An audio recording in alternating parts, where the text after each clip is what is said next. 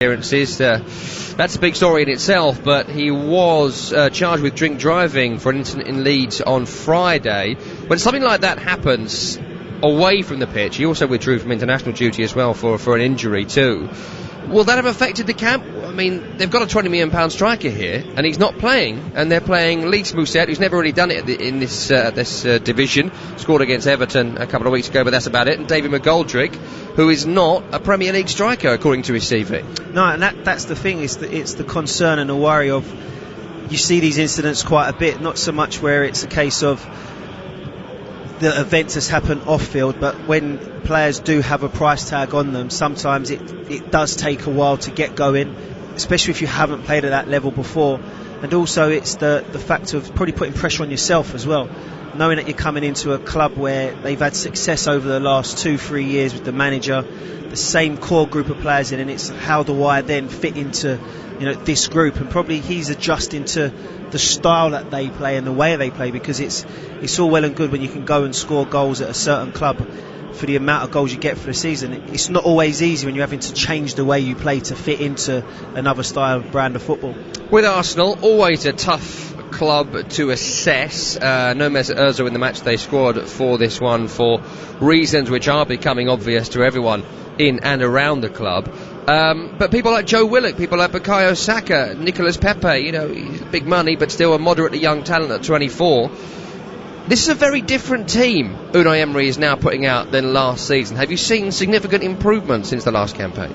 I think he's looking in terms of the depth of the squad, forgetting the age that they are, but looking at the depth and the quality of the players, and they're bringing in something different to the senior ones that he's tried and tested throughout last year.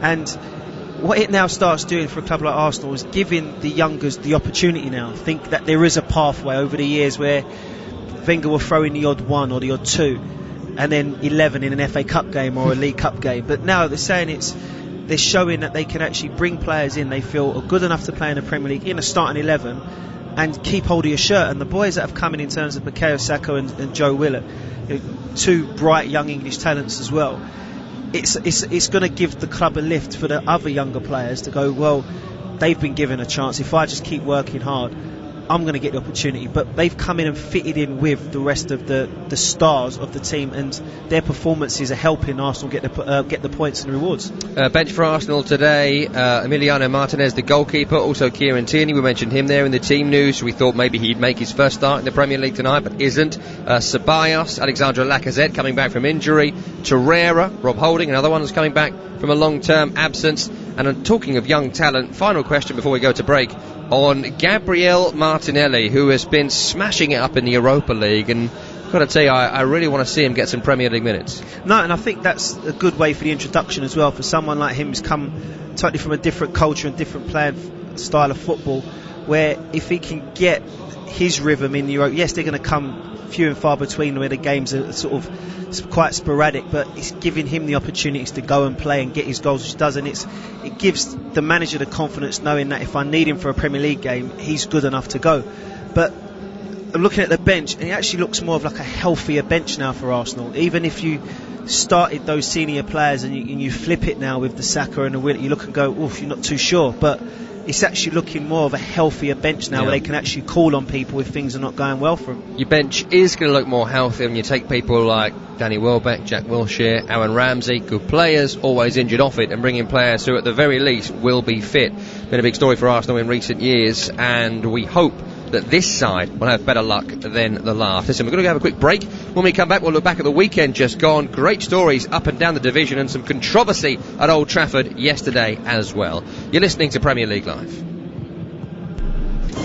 As we look down from the cradle of our hot air balloon, we wonder as a svelte ocean of stampeding gazelles gallop majestically earthbound towards a waterhole. they say I want to know. Lovely. Mine's a pint. The Alan Brazil Sports Breakfast, Monday morning from 6 o'clock. Your natural selection for the big game, bodacious banter and bookings. The Alan Brazil Sports Breakfast, Monday morning from 6 on Talk Sport. Masters of Drive Time Radio, Adrian Durham and Darren Goff. Drive, she said. I'll tell you when to stop. Big names and big comments from the best in the business. Darren, everything needs to step up the performances. I still think United will finish in the top 4. Scattergun sports talk and explosive opinion. Jamie Carragher. I'm talking to Gary Neville and Adrian Durham. 5 years ago, I wouldn't have known who to punch first. Adrian Durham and Darren Goff. I love the smell of football in the afternoon. Weekday afternoons from 4 Butter me buns. on Talk Sport. Hello, Jim White here. Sorry, I've just nipped into the dentist for a quick checkup. What's that? Open wide? All right. Well, never mind that. Polish up your radio tomorrow morning from 10 when I'll be extracting the biggest names in football and filling your morning with the biggest and best stories I can get my teeth into. Jim White. Weekday mornings from 10 on Talk Sport. Can I rinse out now? Oh, sorry, I missed the sing there. The Sports Bar with Andy Goldstein and Jason Cundy on TalkSport. Join the cutthroat posse in the last chance saloon of sporting prowess. Come and Navajo if you think you're hard enough. They'll be rustling up tomorrow's back pages as they send you crashing headfirst along the bar of sport.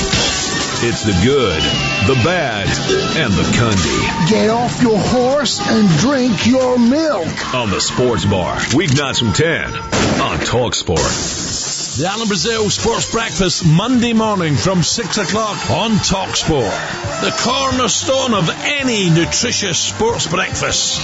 A morning delivery of big names and essential game talk, discreetly wrapped and violently lobbed over the fence onto your radio. The Alan Brazil Sports Breakfast. 100% pure Scotch beef. Monday morning from 6 on Talk Sport. Driving home with Darren Goff and Durham, a sporting legend and an angry sports journalist who'll pick a fight with anyone. Just really winds me up. Absolutely unbelievable. To say I'm angry is an understatement. Adrian Durham, what an absolute clown.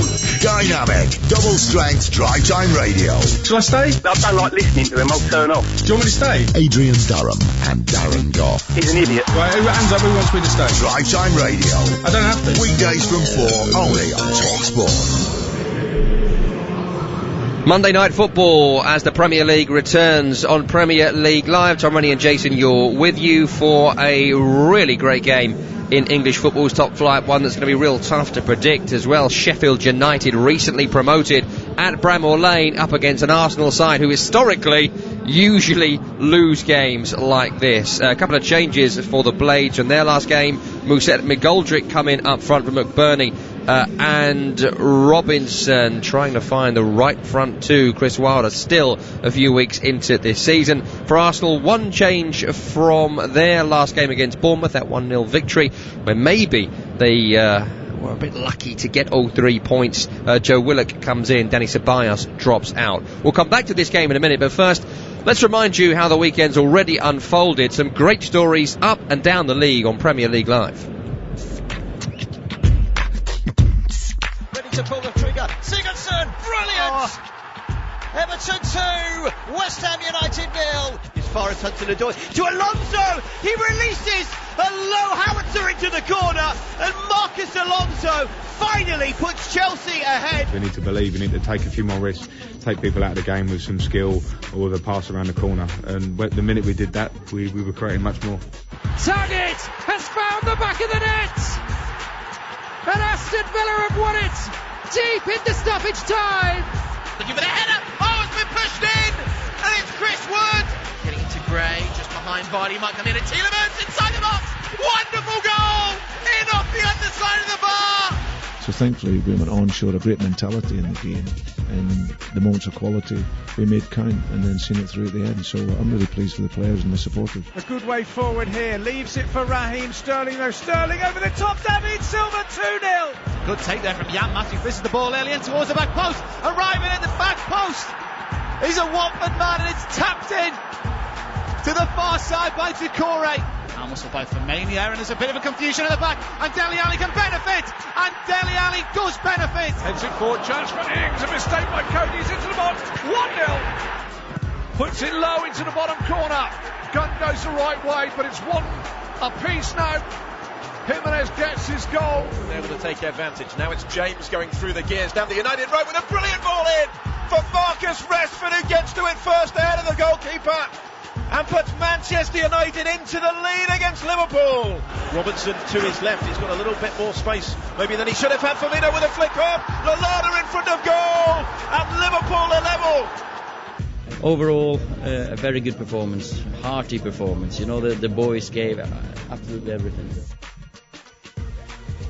Yeah, Ole Gunnar Solskjaer happy with Manchester United not losing this week. Nice change of pace for the Red Devils. Good performance, he says, against Liverpool yesterday. Jason Yule, was it a good performance by Manchester United, or were Liverpool under par? I think it's a little bit of both. I think that the way that Solskjaer set up the team against Liverpool causing the problems. I think Liverpool didn't get out and play as fluidly as they would like to have. Not using it or seeing it as an excuse, just because Salah wasn't playing, it was a whole different thing. I think he just underestimated Manchester United. I think it was, they just do this and we know what they're going to do. Yes, you have to try to do what you do on a regular basis, but if a team's throwing something at you, you need to find some solutions, and that's what I felt that Liverpool struggled yesterday with, was finding solutions within that sort of first 60-ish minutes before they started making some changes. There was some unhappiness with VAR as well in this game. Let's hear from Jurgen Klopp, the manager of Liverpool, who was very unhappy about a potential foul in the build-up to the goal scored by Marcus Rashford, which then gave United the lead in that match. Obviously, we spoke about the technique, but it's not a technique who makes a mistake, because if you have 3 camera angles, it's then a human being. And I don't blame Mr. Atkinson, because he let the situation run, because we have VR. He saw it in his face. If you have a camera, when the situation was, it was like a little moment and then let the game go, because we have VR, so you don't have to whistle it back. They scored a goal immediately. It was not like goal, it was immediately like this. Yeah, we have it. He knew it was not right. And then the VR says, it's not clear and obvious. Yeah. So that's the interpretation, eh? So and now we have a problem. So today, how I said, we have a point, so let's carry on. But this is a general thing. It's not Liverpool, Man United. It's a general thing that needs to be sorted. That's all. Yeah, another week, Jace, of VAR controversies. We had the story at Tottenham Hotspur where Stockley Park sent the wrong visual to the screen. It was a goal, but they said no goal. We had one at Aston Villa, which was celebrated for about 2 minutes. I think it was Horahan's goal before it was ruled off for whatever reason. Dean Smith livid about it. We had one in the Leicester game as well, where Johnny Evans tripped himself over and somehow got a free kick for it. Incredible. And maybe for me most notably, we had another weekend, 9 weeks completed with tonight's game, and again no referee has gone over to the video monitor, which we can see from where we're sitting, to see whether they made the right decision or not. And there are some leaks now coming from the referees' camp in the national newspapers today, suggesting the officials themselves, they want to go over and look at the screen, but the directive, unofficial, from Mike Riley and Neil Swarbrick and those running VAR and those running the referees, is don't go over because it takes too long. So the whole point of VAR was to sort of help the game, help on or assist referees and linesmen. But why have the screen there then? Why have the screen? If it's going to take too long, get rid of the screen. Everyone's on the same page and everyone knows it's just going to go back to Stockley and then the decision will be made. But regardless of who was playing who yesterday in the Liverpool Manchester United, Atkinson is there. He can see it. Just do it. Give the free kick, end of. Doesn't matter if it goes for a corner or they end up scoring a goal. It's a free kick. Give it. Regardless of how much he made of it, there was still contact. He's there and he could have given it. But then he's seen it at the time and decided it's not a free kick. That can happen. That can happen. He can interpret it different to us. But then why has someone sitting in Stockley Park not gone, actually, you should go look at that again? Yeah. They don't want to overturn it. I can understand that. They don't want to take away the on-field referee's authority. I can understand it. But like you said, it's just a question of go look at it. Just go and have a look at it. If you feel it's what it is, what it was, then that's fine. But you've got an opportunity to actually have a look, so you know I've made that right decision, and I've been told at Stockley Park just have another little look, because we don't want to go against you in a certain way. It takes too long. But it takes too long, they say. He could have gone over, looked at it one time and thought, yep, from the angle that I've seen, didn't look like it. That angle, it was end of. We've got to move on, but briefly this on VAR. In other countries where they've implemented it, we've got a lot of listeners in America who've enjoyed it in MLS or otherwise for the last couple of seasons, and several other leagues as well. And it might take a long time sometimes. Absolutely, decisions can take too long. But in the end, the payoff usually is, we've got the right decision. Got the right one. And that's but that's we what aren't we're having the for. payoff. We're having all the delays and no payoff. Yeah, and that's what we're asking for, is that if we're going to use this system, is to help get the correct decisions from it. Now, I look at the Mane incident with the ball coming over the top. No one's actually thinking about, well, he's actually being grappled and everything just before he's actually keeping his eye on the ball to control it. I know there's the new rule, if it hits your hand unintentionally, it's a goal, it's no goals. But think of what was happening for that moment where it's why the ball's hit his hand. Yeah. He's had someone who's taller than him over his shoulders, and he hasn't controlled it, it's hit, and they've obviously taken far the goal too out. sensible. That's far too sensible, Jace. It will never catch on. Elsewhere this weekend, big win for Man City at Crystal Palace, Villa beating Brighton, Chelsea overcoming Newcastle in a tight one, Leicester Burnley. We mentioned Johnny Evans got away with one, but a good win for Leicester nonetheless. Still struggling Tottenham Hotspur, Wolverhampton Wanderers as well. As a light show has just started all around Bramwell Lane. We were told to get into our seats early for it. There's fireworks and all sorts of flashes going on, and weirdly also we've got the sprinklers as well. I'm not sure they were meant to be on at the same time. It looks fantastic, that's for sure. It's like being at the Bellagio. It's amazing round here. They've really gone all out. No expenses spared at Bramwell Lane for their return to the Premier League and their first Monday night football of the season. Just before we refocus on this game, Jace, a quick question for you on the top of the table. Starting to look a bit familiar. Arsenal lurking just outside that top four, but Leicester continue to keep pace with the rest and sit in third after 9 weeks. I look at it and I think to myself, it's something that is actually quite possible to be continued, because I think what helped Brendan Rodgers last season was he got the time to start putting in his way of playing, his style and what he wanted from the players. He's recruited smartly, he hasn't gone overboard in terms of who he wanted and what he needed. He's just added those little tweaks, and they're starting to get their just reward. So they're not just that counter-attacking team, they're actually playing a way of how Brendan Rodgers was doing things at Liverpool. And I think it is something in terms of with what they've got as a group, with some experienced players, even with young players who've had a lot of experience, is they're actually now looking like a good Premier League team. There's a great story as well they talked about on the Record Book podcast with Danny Kelly. That's something you can subscribe to now. Search for Game Day podcast with TalkSport. He said that Jamie Vardy was fantastic in the game and even overcame shouts of Rooney from the Burnley support throughout the game. Well worth checking that discussion out on the Record Book. Right, we are going to refocus on Monday night football. Let's hear from the two managers, shall we? Chris Wilder of Sheffield United and Unai Emery of Arsenal. We've had some really good games, obviously in the Cup. Went to one at Old Trafford where David Seaman made an outstanding save, and obviously a couple of other games, and Jags being in goal and whatever. So yeah, there's good stories between both clubs, and hopefully we've got a decent story to tell on Monday night. The atmosphere in Sheffield, and they are playing a lot of players coming from the championships, and really with a good performance they started that season.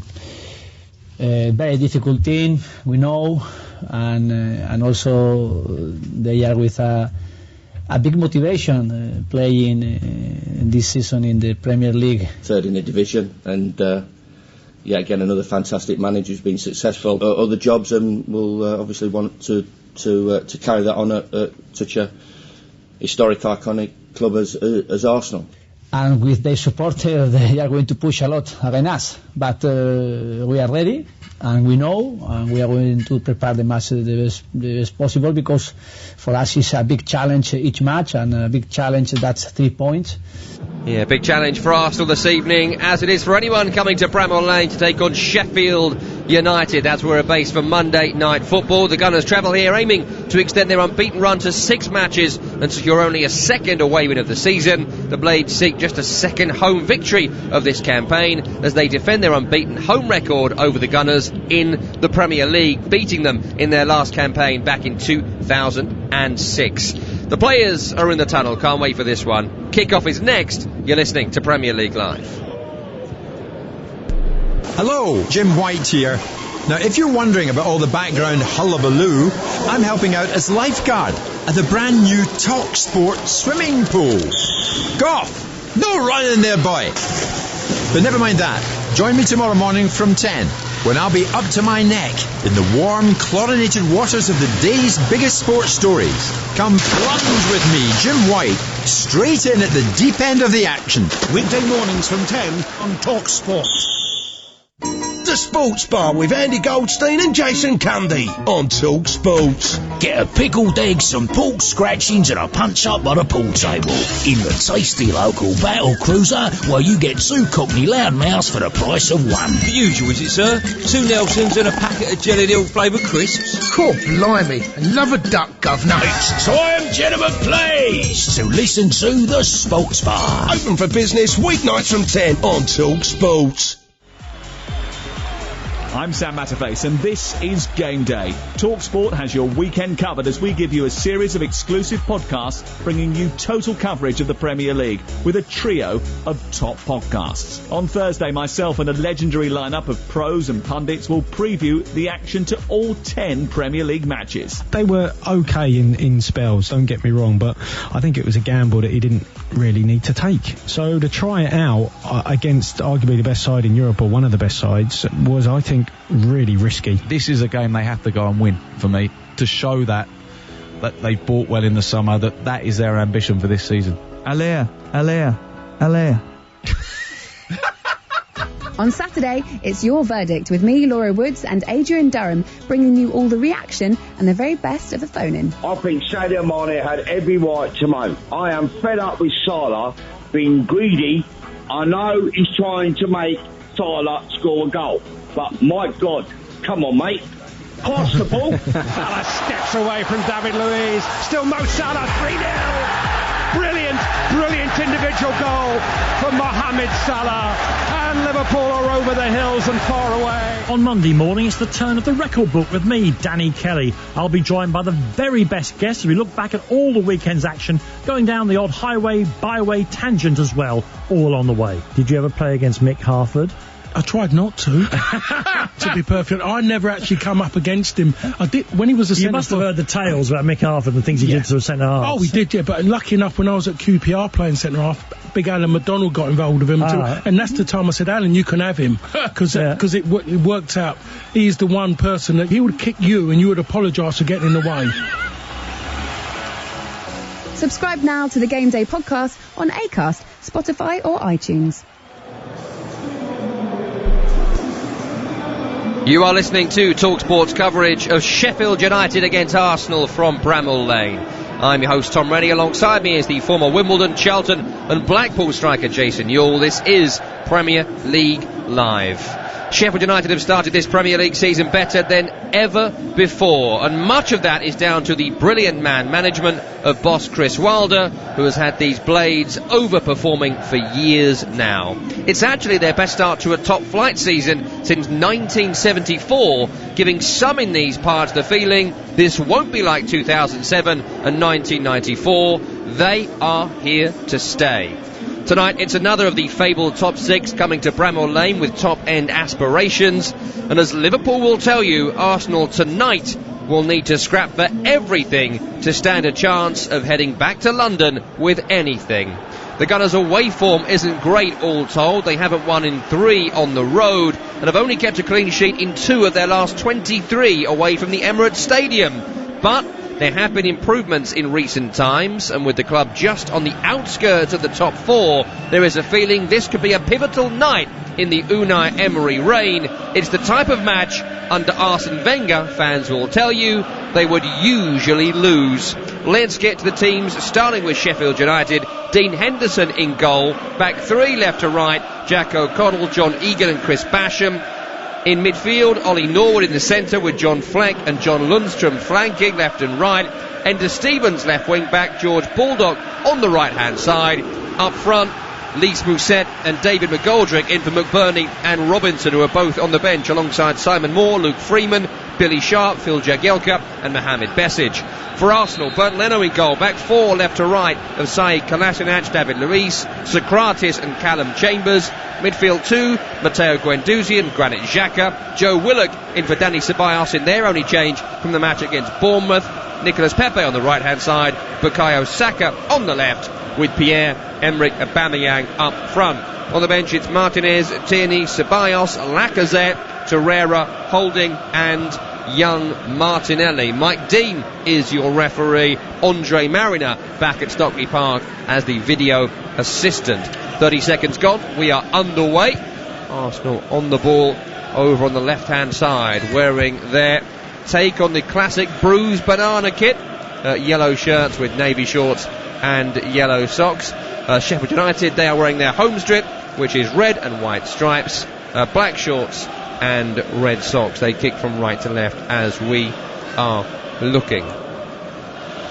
Great atmosphere as ever inside Bramall Lane, loving their time in the Premier League, but as Chris Wilder has said repeatedly, they're not here to sign autographs, they're not here to swap shirts with Arsenal and act as fans. They are here to be Premier League competitors, and so far in this division, Jason, they certainly have been. No, they have been as well, and just to start a bit, I'm actually loving the Arsenal bruised banana shirts as well. You having that? Yeah, it brings back my youth from the early, was it the mid-90s when they had it first originally? Well, did you have one, did you? Are you a bruised banana kind of guy? I am a bruised banana kind of guy, especially with an Arsenal badge on it. We learn so much about you. We learn so much about you when we have you on. Mike Dean, our referee, has just signalled for a corner, I think, on the attacking left-hand side. Ball was spinning away there from Enter Stevens, the nutmeg specialist of Sheffield United. I thought it was going to go out for a goal kick. I think Stevens gave up on it. It will, though, be a corner to the Blades on the attacking left-hand side.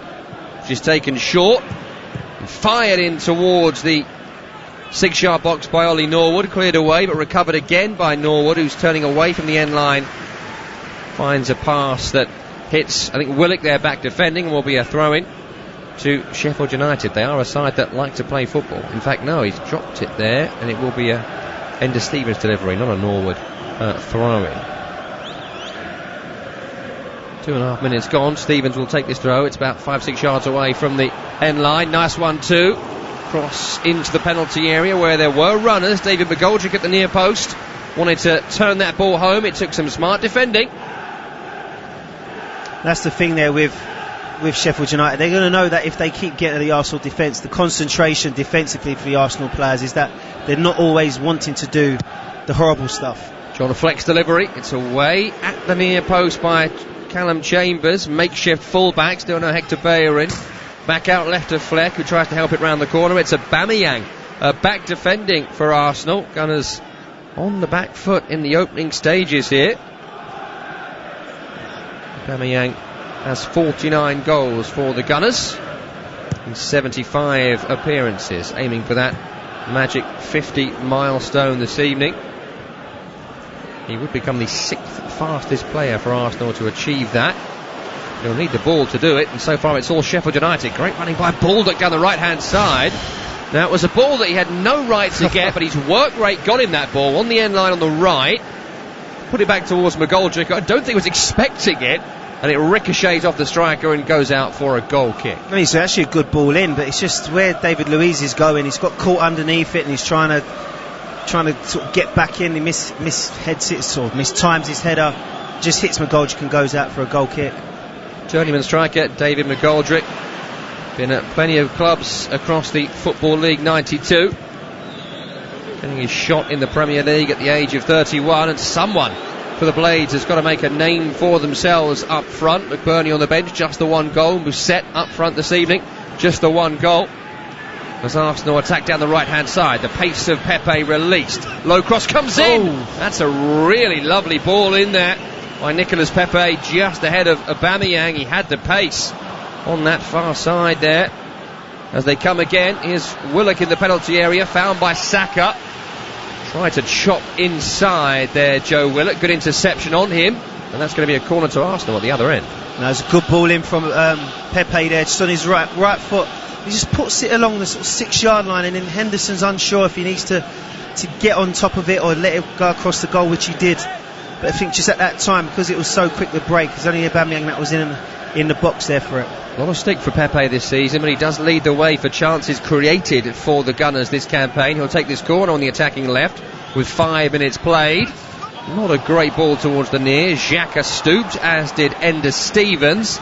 Mike Dean says that'll be another corner.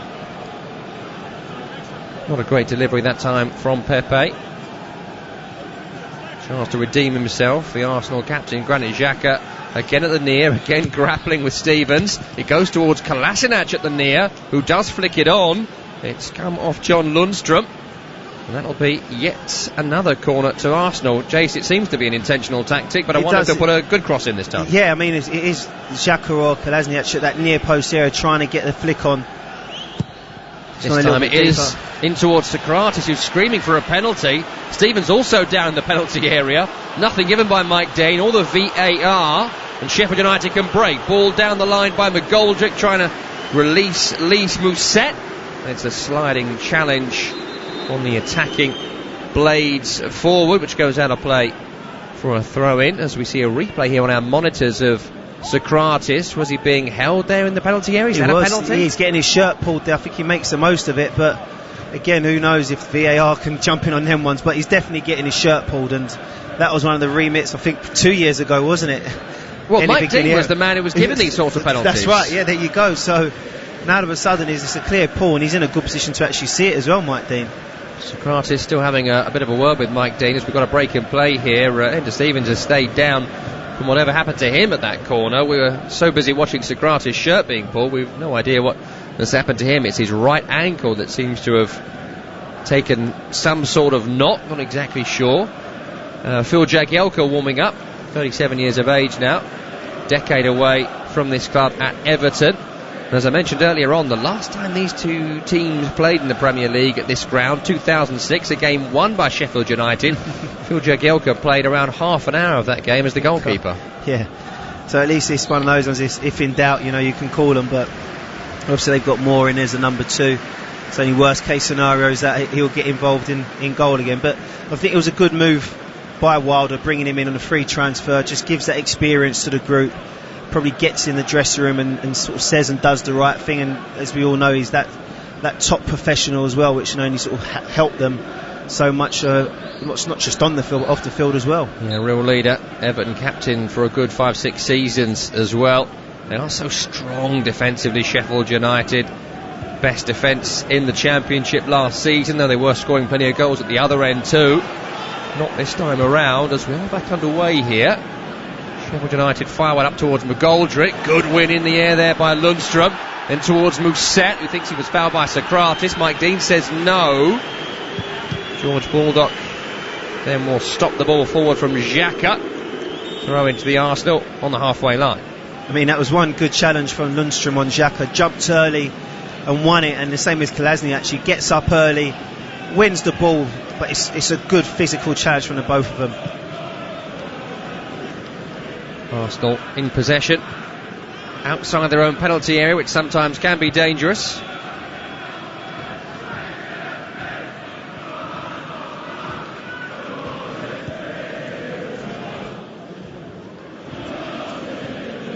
Ball back now with Bernd Leno, all in sky blue, away to our left, into Xhaka, back to David Luiz.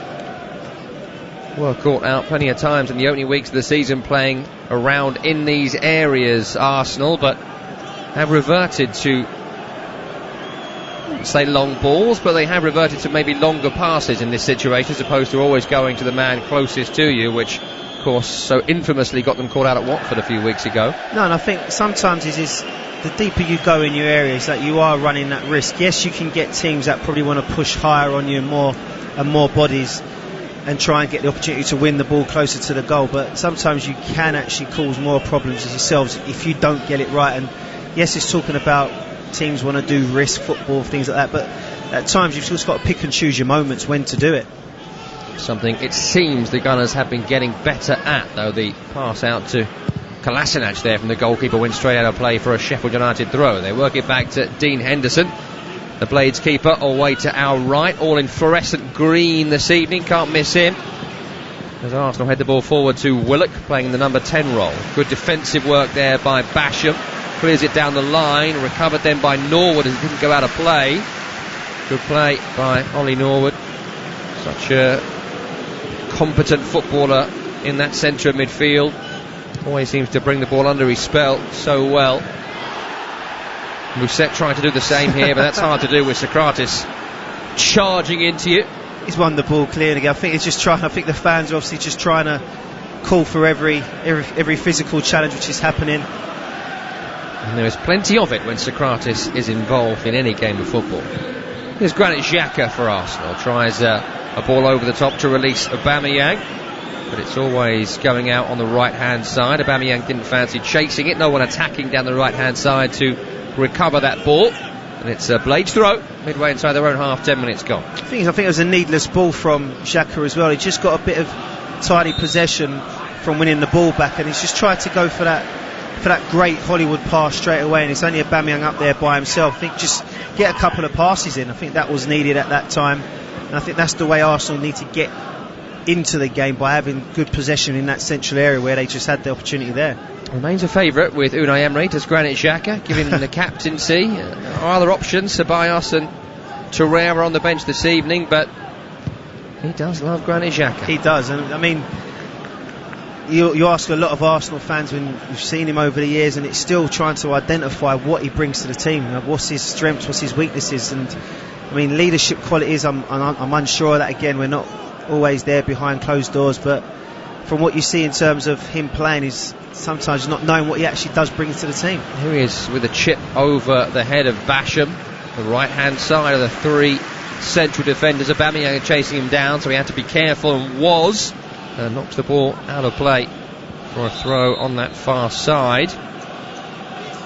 There's been much talked about the back three of Sheffield United: Chris Basham, John Egan, Jack O'Connell. The way the two central defenders left and right get forward and they start the play, they underlap, they overlap, but also it's worth saying, not only do they do that, but they defend well. It's incredible. I think people were surprised, because you expect a team that cavalier to concede lots of goals. No, but I think part of it is that if you're going to play that way and leave yourself so open, you've got to have defenders capable enough of being good at 1v1 defending, and part of that is in your recruiting and your identifying of getting the right players in for the way that you want to play.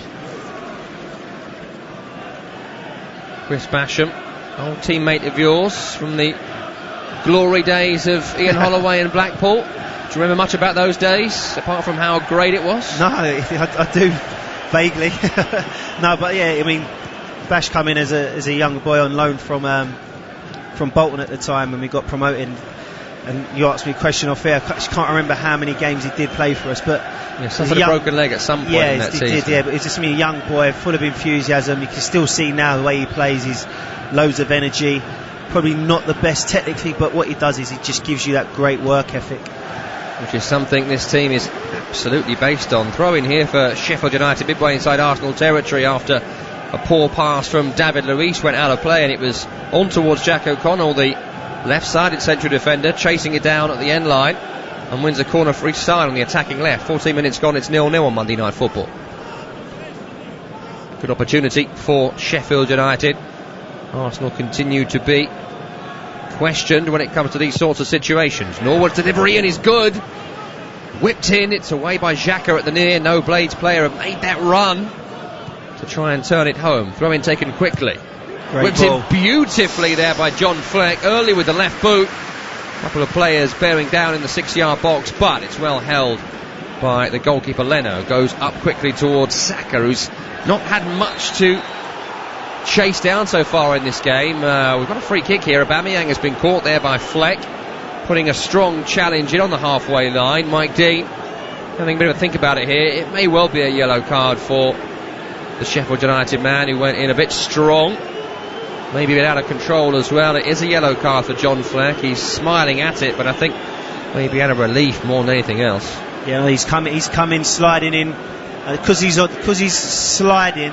It doesn't seem like he's off the ground out of control, but it is reckless. Yes, he's won the ball first. I think they look at it in terms of the follow through and things like that. But I mean, on another day, Would it have been a red? No, definitely yellow. But now he's just got to be careful now for the remainder of the game, because again, he is very competitive. He's going to be playing the way that Chris Wilder wants him to play, is by making those strong tackles. And you have to be when you're taking on a team like Arsenal. And that's exactly what John Fleck will be. Also a man who won multiple trophies with Glasgow Rangers. A man who's used to winning as well. Used to playing in big games. When you are playing for Glasgow Rangers, the one thing they demand of you is getting stuck in. I think that's fair to say. Same attitude here at Sheffield United. Aubameyang's all right. He got a bit of treatment there. He was caught on the shin pads, so I'm sure we'll be able to shake that off. 15 minutes gone, it's 0-0. We're back underway with Guendouzi into Aubameyang. Round the corner to Willock, who let it run, but Pepe hadn't read it. Going to be cleared away by O'Connell short. Out to the left-hand side, and Stevens, who himself took a bit of a knock earlier on, but is okay. Out of play from the challenge there of the Arsenal defender for a throw-in to Sheffield United in front of Chris Wilder in club tracksuit and fetching gilet. Looks a bit like he's wearing a bin bag. But it's a good look. Some people can pull it off. Yeah, he pulls it off quite well. You've worn a few gilets. I've seen you in a gilet. Oh yeah, I love a gilet on a match day. Which is your body warmer. The for body those warmer, who don't speak yes, French. Body warmer. But we're cultured. We call it a gilet, as they do in Sheffield as well, I'm sure. It's a lovely turn of pace here on that right-hand side by Basham. Cross comes in from Baldock, trying to find Lys Mousset in the penalty area. Cleared away by the Gunners. Good battling there by Willock to bring the boys in the bruised banana shirts forward. Here's Pepe on the right-hand side. Turns away from the challenge and finds Saka on the left-hand side of the penalty area. Held up well by Baldock, but he still edges his way forward, the teenager. And he's done really well to find a teammate behind him, Xhaka, but equally good defending there by Baldock. Here's Guendouzi for Arsenal. Kolasinac down the left-hand side. Here he is now. 17 minutes gone, it's 0-0. Xhaka on the left. Deep cross comes in. Chambers pulls away, controls it on the chest. It was slightly overhit by Xhaka. Done well there as Callum Chambers, who played in midfield for much of last season for Fulham. It's cleared away though, the cross. Recovered again by Chambers on the right-hand side. Into Granit Xhaka. On the lip of the centre circle now is Guendouzi. Bit of rhythm for Arsenal in Sheffield United territory for the first time. Left to Kolasinac, running at Baldock. Good challenge by the wing-back on that right-hand side. Better from Arsenal though, Jace. That is better from Arsenal, just having some good control possession. Even the cross came in from Xhaka over to Chambers. I'm thinking you don't really want to put those type of balls in, because that's what Sheffield United three centre halves would want, but kept under control from Chambers. But it said it was a good bit of possession in the final third for Arsenal. From the throw, the Gunners work it back down the line into their own half. Some shouts the ball may have gone over the line.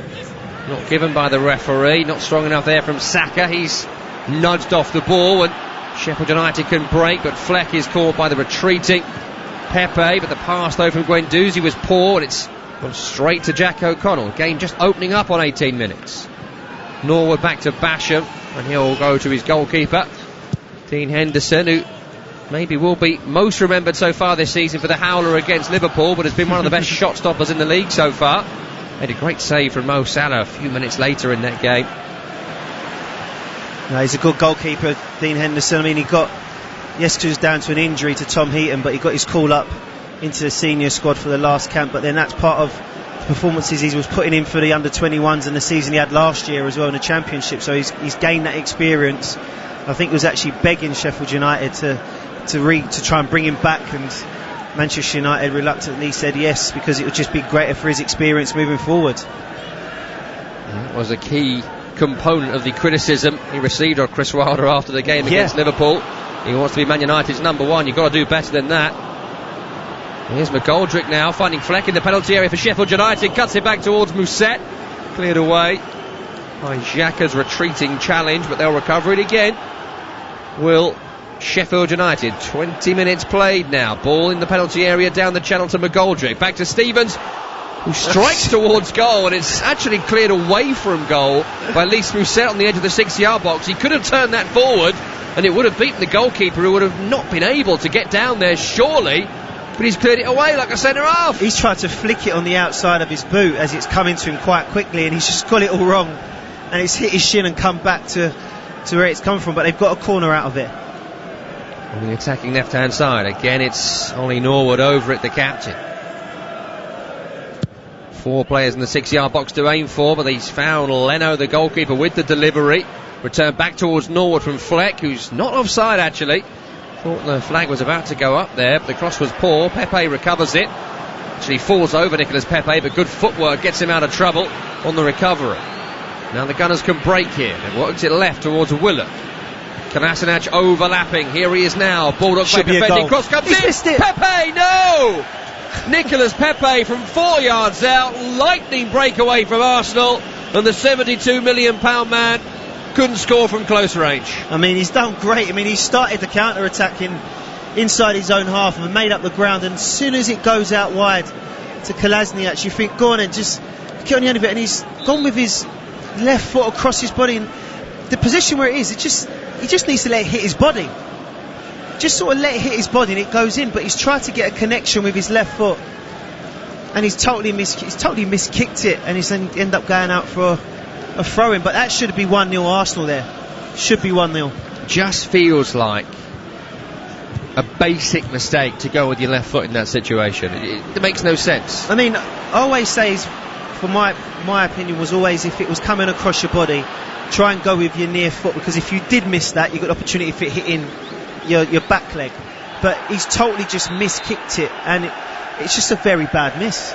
Still waiting for his first goal in open play in the Premier League for Arsenal. Nicolas Pepe will not get a better chance than that all night, maybe all season. Should have scored, didn't. We are still at 0-0 with 22 minutes gone on Premier League Live. At TalkSport Live, by the way, is the place to get in touch with Jason and I this evening. Brent in touch saying Arsenal are the least talked about side in the top 6 right now. They'll go into the top 4 with victory this evening. And it's true, we haven't necessarily talked about them as contenders. It's games like these which will make or break Unai Emery, you feel.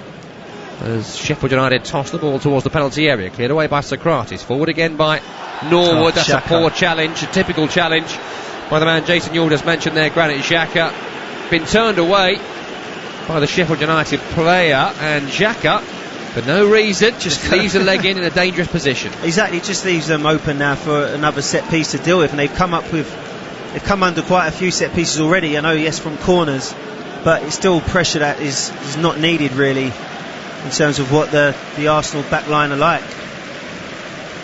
Free kick on the right hand side, about 40 yards from goal, or right of centre more than right hand side. Norwood again is over it. Wonderful right boot from set pieces. They've sent O'Connell forward, Basham as well. Little routine. Whipped in towards the back post. It's good defensive work by Callum Chambers. Runner around the back stick was John Egan, the central of the 3 central defenders. Good defensive work by Chambers, who I think many thought would be on to pastures new during the summer, but is certainly making a name for himself in that position at right back in the last couple of weeks. Hector Bellerin still not fit enough for the squad. Corner is taken short and worked well to Fleck. Bit of space for Fleck. Low cross away by Xhaka's right boot. Out for a throw on the left hand side. 24 minutes gone, it's 0-0. That's what you get with Sheffield United. I know everyone talks about how enterprising they play with the centre backs underlapping and overlapping, but from set pieces as well, they've always been bright, trying to get people off guard. And at the moment, Arsenal are doing a good job of it. They've been very resilient in terms of how they've defended it. It's really how many... Chance now for O'Connell, who picks up a loose ball in the penalty area. Low cross comes in, it's cleared away by Arsenal. Going to go for a throw to Sheffield United. Should have been an Arsenal throw. Mike Dean left it late to tell Callum Chambers, who was not happy about it. Just broke there for the Sheffield United man, because he was anticipating the ball breaking into that position, gambling on an attacking possibility. Thrown by Stevens in towards Fleck, who tries to nutmeg Pepe, unable to do so. And it's good footwork again by Nicolas Pepe. He's certainly got the skill when he's got the ball at feet. It's every other element of his game that's so far lacking when he's been in the Arsenal red or the wonderful bruised banana kit they're wearing this evening. Sheffield United retake possession. They just keep it in. on the left-hand side. It wasn't a good ball there by O'Connell towards Stevens. Arsenal will clear it away, as there wasn't a great deal Stevens could do with that pass. Found a play for a throw on the right-hand side to Arsenal, midway inside their own half. But when you're seeing Sheffield United getting into Arsenal's final third, at the moment it hasn't been from anything enterprising or anything great. It's just sometimes just been simple, sometimes just helping the ball on into dangerous areas for defenders where they know that a little slip or wrist, then there's opportunities there. But they're sort of playing that percentage game, trying to play in Arsenal's half as much as possible. Arsenal coming forward. Left to right, they work it on the halfway. Chambers down the line to Aubameyang. Well, they've really struggled to get involved in this game, and he can't control that pass there. It was overhit towards Pierre-Emerick Aubameyang, who scored 4 of Arsenal's 5 away goals in the league this season. What a shame it wasn't him in the 6-yard box instead of Nicolas Pepe a couple of minutes ago. But that's the type of goal that Nicolas Pepe needed to score, the one where you don't have to think about it too much. It's an instinct finish, bang, a couple yards out, and he gets it all wrong. How big a night is this for Arsenal in the context of the season? Because it is, I mentioned in the opener to the show, it's the kind of game that if Arsene Wenger was in charge, I know Arsenal fans are probably fed up hearing these comparisons, but if he was, you would kind of say, yeah, they'll lose that, Arsenal. Yeah, no, definitely. And like I said earlier, even with, I don't want to be the curse of it, even from the earlier set pieces and everything that they've dealt with already, they've been very resilient and been dealing with it and coping with what Sheffield United have thrown at them. And it's just how long can they do that, not over the course of tonight but for the season as well. As if we saw the early season frailties, but with Arsenal you know it's always going to be there. Not a game we're blessed with too many efforts on goal so far, 1 apiece from each side, both off target. Possession very even as well, 54% to Sheffield United, 46% to Arsenal. They aren't a team that perhaps dominate the ball in the way they used to, the Gunners. You would expect them to be on top in that statistic, but the average has been going down in recent years, as has shots on goal as well, last couple of seasons across the piece. Sheffield United down the right channel towards Lys Mousset, who's for a second got the better of Socrates, but the former Borussia Dortmund central defender recovers and gets the Gunners back on it. Here's Guendouzi trying to slip one through to Aubameyang. Good defensive work there by Egan, who read the pass. Played into trouble a little bit there by Ender Stevens, but he deals with it really well and finds McGoldrick. Back now to John Fleck, who was certainly hacked at there by Guendouzi. Left to Stevens, approaching the penalty area now, Sheffield United. Up against Chambers, overlapping run by O'Connell. Deep cross comes in, it's overhit, but it's cleared away by Arsenal, not very far. Recovered on the edge of the penalty area by a Bulldog, but he can't make anything of that. And the Gunners will now get the ball up towards the halfway line, where Saka has been bundled off it again. And I'll tell you what, the young man has struggled in this run. He has struggled. I mean, even with talking about the possessions evenly split, but we've not seen any of the front three really for Arsenal. Even unless Pepe had that earlier opportunity in a couple of corners, but haven't really been in the game at all. Sheffield United looking the better of the two teams thus far as we approach the half an hour mark. 29 minutes on the clock. Playing football across the back line. Egan goes right to Basham. Over the halfway line now is Bulldog.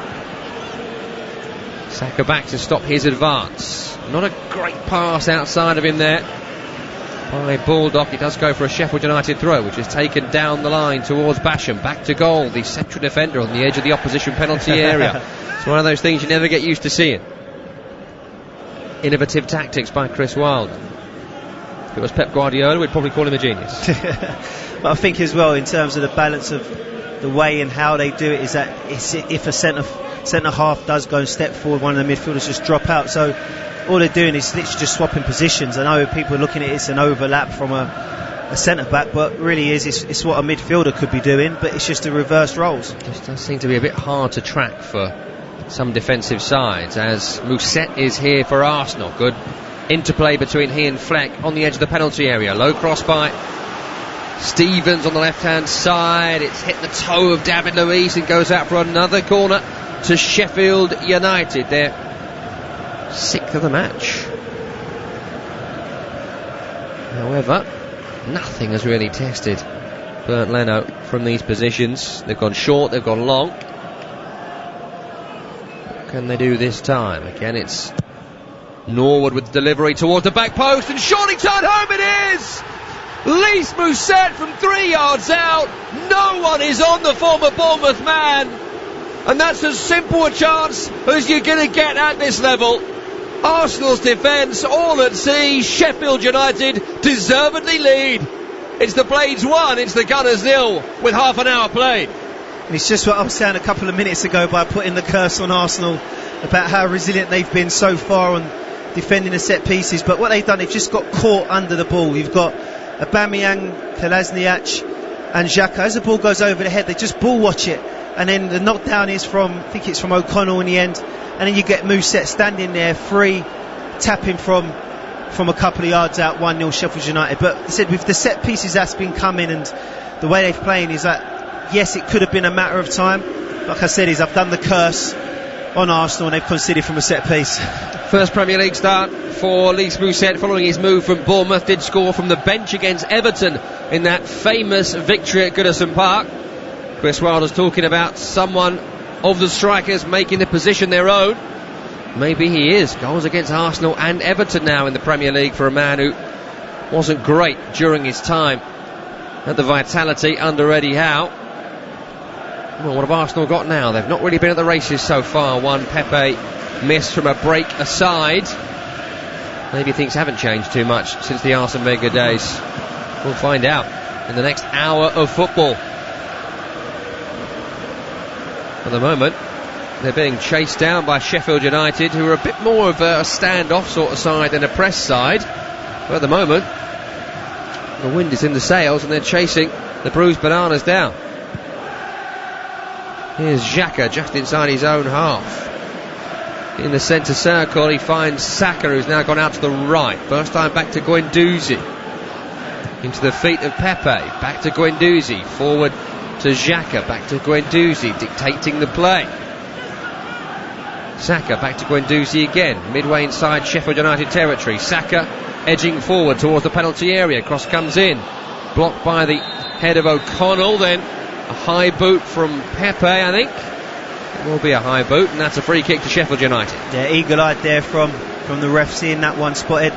But really, it's the response from Arsenal. And I said they haven't really had any possession. You've said it's been balanced, sort of on a 50-50. But that's where it's like what you said is they're not really pressing you as hard, Sheffield United, just waiting to set their own traps, and balls are going to certain areas, then they go together. But they are allowing Arsenal to have the ball in stages, and then looking to set traps and go and put pressure on it.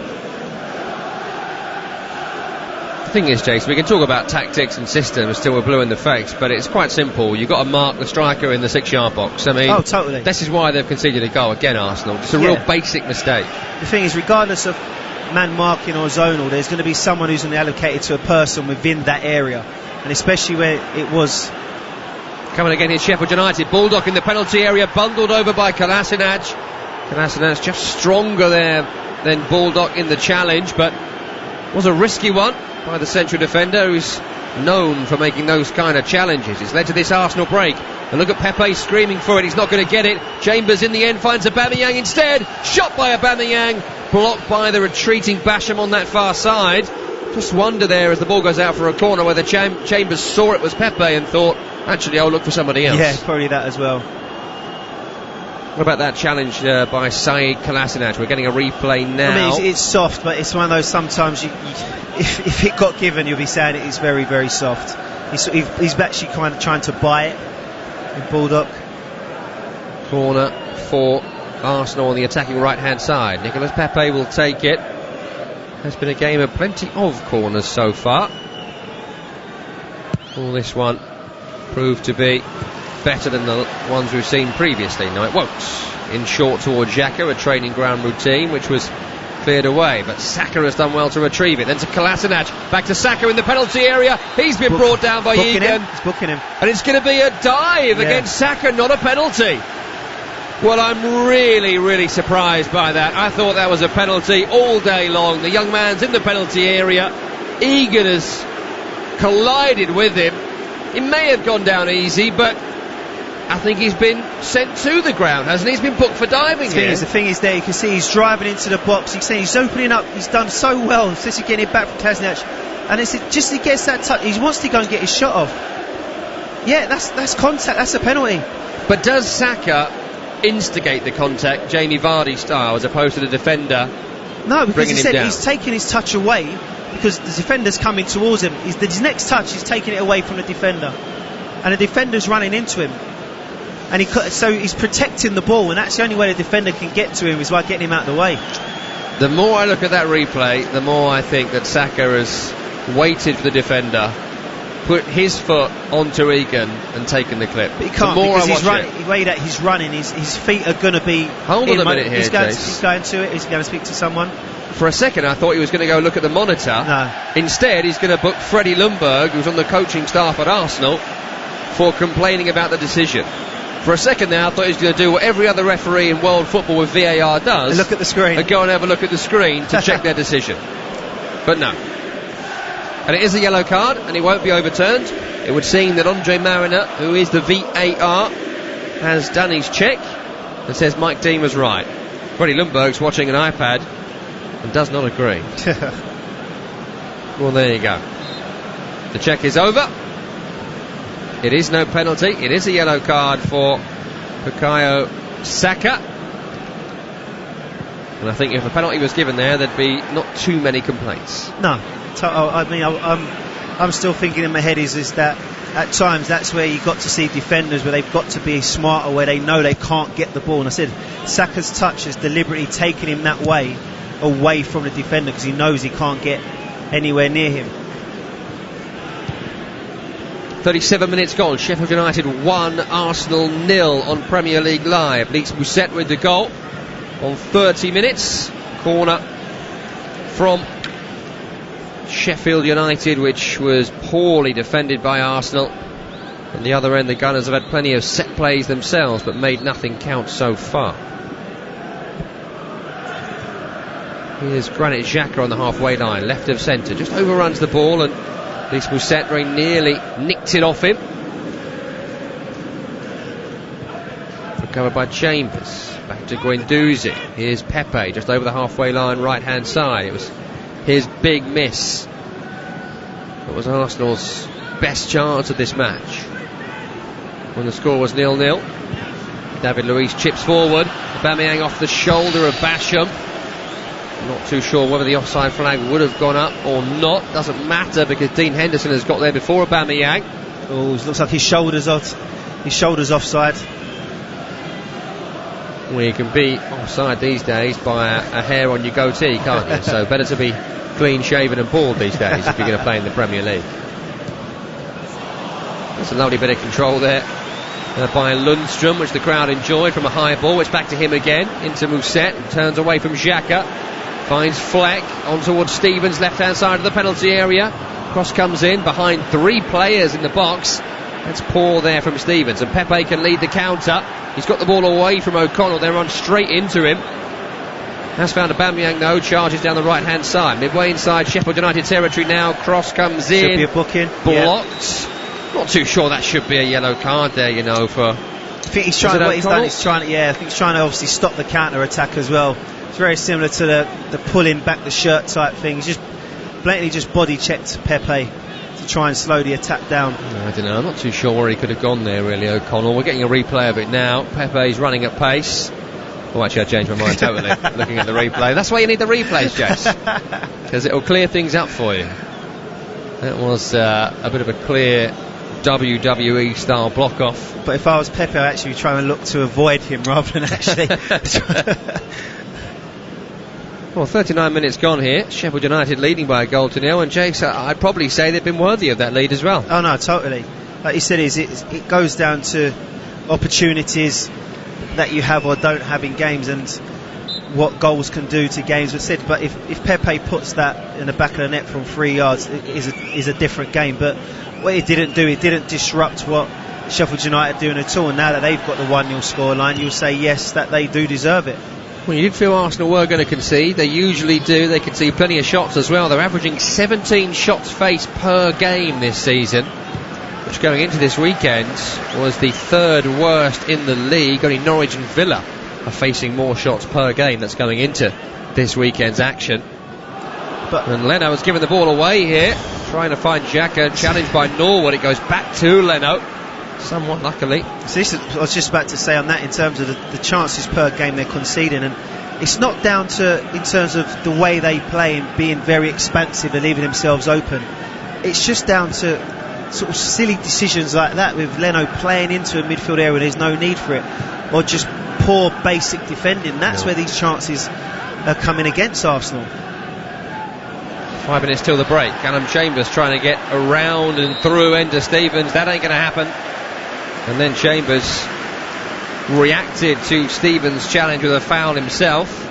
Unai Emery just telling Callum Chambers to cool it a bit here, as Arsenal were getting frustrated, as we've seen from their coaching staff as well. Freddie Ljungberg given a yellow card by the referee. I still find it odd to see the coaching staff and the managers given cards, but I also think, why didn't it always happen? It makes sense, doesn't it? It does make sense, to the fact of that normally it would only, you just get sent off, but then I think it's probably the accumulation as well, that they're obviously going to have a certain amount of game bans because they are part of the match day squad and they do have a part to play. So then it's similar to when a player misses a game. I think the coach should. I always think the fourth official as well should have their own set of cards, because when... Why do you need the ref to come over? Yeah, well, I don't need him. He spoke to me. I don't need you to do it. I'm telling you, he's booked. By the way, Mike, I booked him. You know, I don't know. Too sensible. Everything we're saying is too sensible. It's not going to work. It's not going to go over. Arsenal have the ball just on the edge of their own penalty area. That's dangerous for them. Xhaka on it. Even more dangerous. Left to David Luiz. I'll stop doing it now. Kolasinac back to Granit Xhaka. Sheffield United happy for the Gunners to have the ball. They have to lead the Blades. Kolasinac looks forward, trying to find Saka down the left-hand side, but it's the right central defender Chris Basham who wins it back and clears it away up to the goal scorer Mousset. Away from a couple of challenges, eventually David Luiz steps in to get the Arsenal back on it. Here's Guendouzi, chased down by the Sheffield United goal scorer. Chambers trying to beat Ender Stevens. I'm not sure it's going to work out for him. It's not. He doesn't have the pace, does he? No, it hasn't happened so far. But just looking the way the Arsenal building, it's just very slow with really no intent to it. Yes, it's quality to Sheffield United how they're setting up, but there's no intensity in what they're doing and how they're doing it. It's very, very predictable and playing straight into Sheffield United's hands. A lot is said about the high press, Gegen pressing and all that these days, but dropping off the opposition can be just as effective if the opposition struggle to break you down, as Arsenal are here. What about Callum Chambers? Can he deliver something telling? No, he can't. Cleared away from that cross. Arsenal, though, retake possession on the halfway line. Sheffield United happy not to have it as we approach the whistle. Here's Nicolas Pepe running towards the penalty area. Finds Aubameyang back to goal. On the edge. Forced out right. Chip towards Willett. Controlled by Saka. Outside of him is Guendouzi. Outside the penalty area now. In towards Saka. Cross comes in. Blocked by Basham. Corner to Arsenal again. This time on the left. As it is at the moment, probably see this as the only way of Arsenal scoring at the moment, because Sheffield United are defending really well against them when Arsenal have the ball, not giving them any space. Let's just see if Pepe can get a good ball into the box. Wouldn't have me hopes too high, Arsenal fans. Ball comes in towards Socrates, over his head, over everyone's head. And Sheffield United can look to break with Jack O'Connor. Down the line towards Mousset, who gets the first touch away from David Luiz, but not the second. Did well there, David Luiz. Mousset certainly had the pace on him, but Luiz had the experience and the position as well. Worked out left towards Pepe. Held up by Baldock. Plays it back to Kolasinac. Last minute of this half for a Sheffield United to navigate.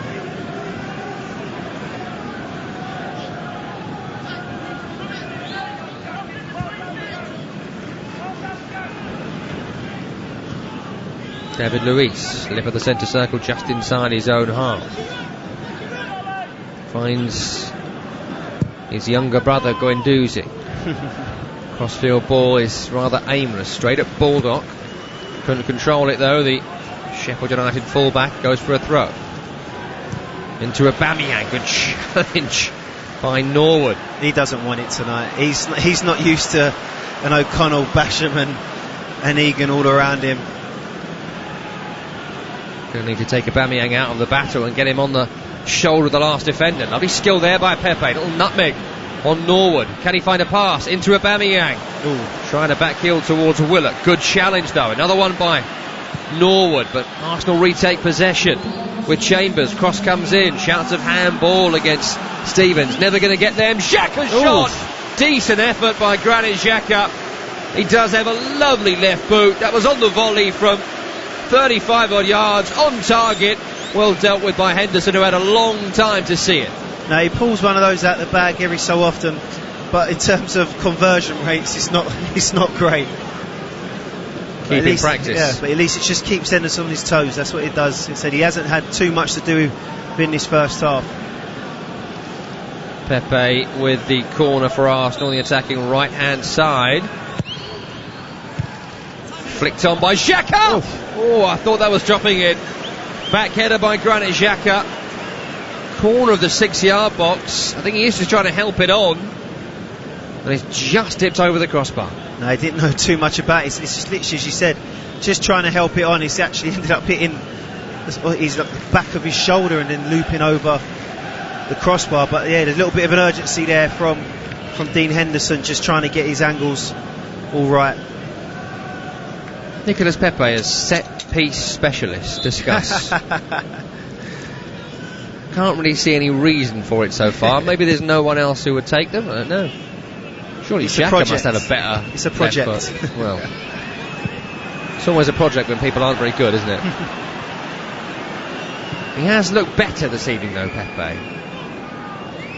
Not good, but better. It's like you said, in glimpses, isn't it? He's just showing little bits of what he can do. He's certainly skillful, isn't he? I mean, you can't argue with that. But you want him on the ball in the right areas where he can actually hurt. He's actually getting it from deep and then having to do a bit of skill because he's closed down so quickly. It's just trying to get him, Saka, Aubameyang, and even a Willock into areas where they've got that space. But Sheffield United are making it hard for him to get that. And Sheffield United have the lead at the break, and deservedly so. Lys Mousset's first goal at Bramall Lane for Sheffield United on his first Premier League start for the club. His second of the season gives the Blades the lead, as Arsenal once again were found wanting at a set piece. Pepe and Xhaka have gone close at the other end, but that's rather generous to Arsenal to say they were close opportunities. Analysis to follow this break. It's 1-0 to Sheffield United against Arsenal, and you are listening to Premier League Live. As we look down from the cradle of our hot air balloon, we wonder as a svelte ocean of stampeding gazelles gallop majestically earthbound towards a waterhole. Somebody's here, Waterloo. Lovely. Mine's a pint. The Alan Brazil Sports Breakfast, Monday morning from 6 o'clock. Your natural selection for the big game, bodacious banter and hookers.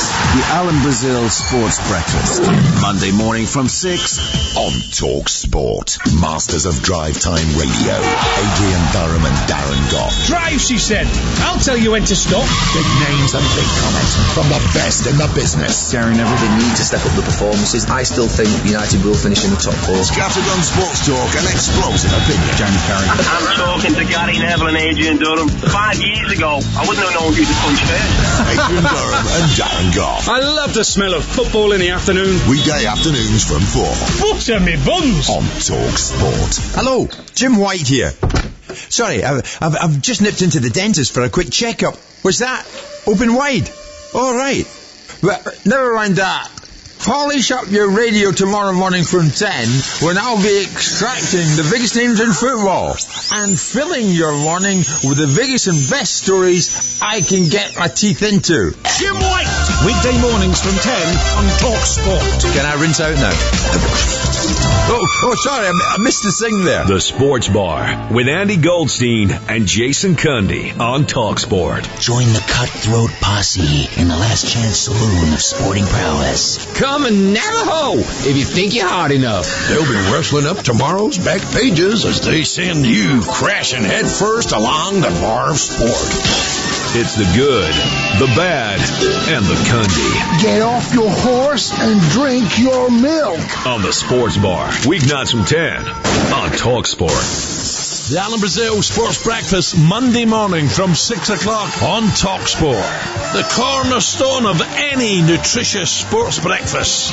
A morning delivery of big names and essential game talk, discreetly wrapped and violently lobbed over the fence onto your radio. The Alan Brazil Sports Breakfast. 100% pure Scotch beef. Monday morning from 6 on TalkSport. Driving home with Darren Goff and Durham, a sporting legend and an angry sports journalist who'll pick a fight with anyone. Just really winds me up. Absolutely unbelievable. To say I'm angry is an understatement. Adrian Durham, what an absolute clown. Dynamic, double strength drive time radio. Shall I stay? I don't like listening to him, I'll turn off. Do you want me to stay? Adrian Durham and Darren Goff. He's an idiot. Right, hands up, who wants me to stay? Drive time radio. I don't have to. Weekdays from 4 only on TalkSport. Half-time on Monday Night Football. Sheffield United up against Arsenal. And it's the Blades who have the lead at the break. As Arsenal attack down the right-hand side, the pace of Pepe released. Low cross comes in. That's a really lovely ball in there. Kolasinac overlapping. Here he is now. Bulldog defending. Cross comes in. Pepe, no! Nicolas Pepe from 4 yards out. Lightning breakaway from Arsenal. And the £72 million man couldn't score from close range. Norwood with the delivery toward the back post. And surely turned home it is! Lys Mousset from 3 yards out. No one is on the former Bournemouth man. And that's as simple a chance as you're going to get at this level. Arsenal's defence all at sea. Sheffield United deservedly lead. Back to Saka in the penalty area. He's been brought down by Egan. Booking him. And it's going to be a dive against Saka, not a penalty. For a second I thought he was going to go look at the monitor. No. Instead he's going to book Freddie Ljungberg, who's on the coaching staff at Arsenal, for complaining about the decision. Stevens never going to get them. Xhaka's shot. Decent effort by Granit Xhaka. Yeah, and that's the story of it at half-time on Monday Night Football. Lys Mousset with the goal. Arsenal's best chance coming from Nicolas Pepe, who couldn't score from close range. Jason Yall is watching the game alongside me. Jace, Arsenal have conceded 22 Premier League goals from set pieces since the start of last season. Only Watford and Everton have conceded more, and once again they're found wanting from a corner. No, like I said in commentary about the curse, is they had been resilient up until that point in terms of where they defended it, always first to the ball, and then it happens. I mean, like I said, it's sloppy where the ball goes over your head. You have to sort of be ready for that next phase. And he said there's Xhaka and Kolasinac just ball watching. Mousset's there to tap in, and it does again show the defensive frailties. And we've said that as well in terms of it's not so much in terms of the great play teams are having, it's more the mistakes that they're making, and it's basic stuff as well. I've said it's a corner, you don't win the first set, you make sure you get the second bit of contact, and it's down to their own fault why they're 1-0 down. Sheffield United very comfortable at the moment on the ball in midfield in Norwood, Fleck and Lundstrom. Very good technicians. O'Connell and Basham, as we expected, getting forward and getting into dangerous situations. But 1-0 up against Arsenal at home is a strange place to be. But I think it's more really for now Arsenal to come out. I think Sheffield United are in a good position in terms of the way they've been playing, and the three in midfield with Norwood, Lundstrom and Fleck, they're actually controlling the game. I know that you're seeing Basham and the other two centre halves joining in, the wing backs are getting in, but they're the three who are actually controlling the game. They're dictating the way that the game's going for them, rather than Arsenal with the quality that they've got. It's actually them doing it, and it's now down to Arsenal to probably have a little bit more intensity in their play, and more spaces probably open up for Sheffield United. They've just got to make sure that they don't take their foot off the brake and start thinking, well, because we're 1-0 up, it's easy. Though it's more down to what Arsenal have to do, and I think that will probably pay a little bit more in Sheffield United's hands. Ian Cora on Twitter to @TalkSport Live has asked a question that I'm sure many Arsenal fans are asking this evening. If you can play Joe Willock at number 10, why can't you play Mesut Ozil? Could he have done worse?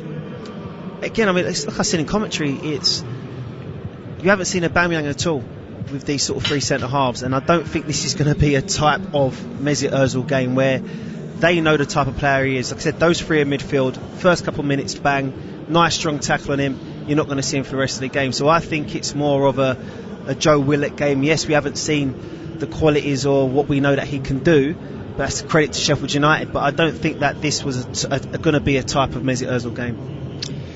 At the break, it is 1-0 to Sheffield United. Arsenal got to come out in the second period. The Blades, I would say, bossing the action so far.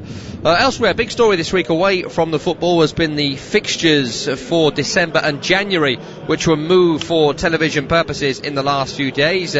Delayed reveal as discussions were ongoing with new providers in the UK demanding time slots and their say, and rightly so, they are paying big money towards the Premier League, but it has left many clubs annoyed. Wolverhampton Wanderers playing 2 games in around 45 hours. Man City in around 47 hours. They've got 2 games. Those 2 games for Wolves, by the way, Liverpool and Manchester City, so maybe they've got the most to complain around those fixture changes. I want to hear briefly from Pep Guardiola, who was answering questions on the fixtures for December a couple of days ago.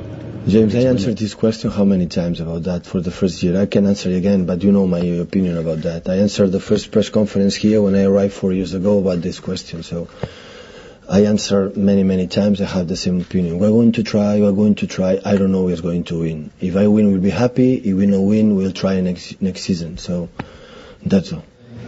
Pep Guardiola in a bit of a spiky press conference before the weekend. Of course, they went on to beat Crystal Palace by 2-0. But the December period, Jace, it's an interesting one. You know, you're in the media these days, as well as your many coaching jobs. Of course, you played at the top level across Christmas. On the one hand, I love it. On the other hand, I look at things like Wolves fixture list and think, this doesn't make sense, this. And it's the same for everyone, and it's not fair, again, on the fans. We've talked about the scheduling, the timings and the travel, things like that. But also, we've got to still see that football is an entertainment, and you want to still see the players perform at the levels you want them to perform. Yeah. Okay, if you're a fan of a certain club and you feel that player hasn't performed to the levels that he should do, it can happen. But in terms of going on the scientific side of it, it does take time for your body to recover to try and get back to maximum exposure to the game and the levels of what's needed for it. And that 48-hour turnaround, your body hasn't recovered enough to then go again and try to compete at the same intensities and levels as that you want as a manager. You want your players to perform at, and also what your fans are going to want.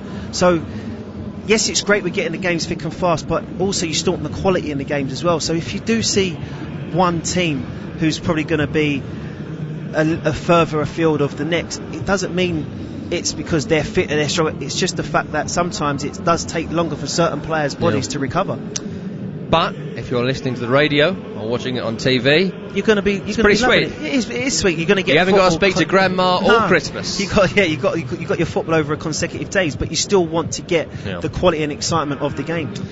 We'll have it all live for you here with Premier League Live and our broadcast partners around the world. I'll be here all Christmas bringing you the best of the action, with apologies to Mrs. Rennie.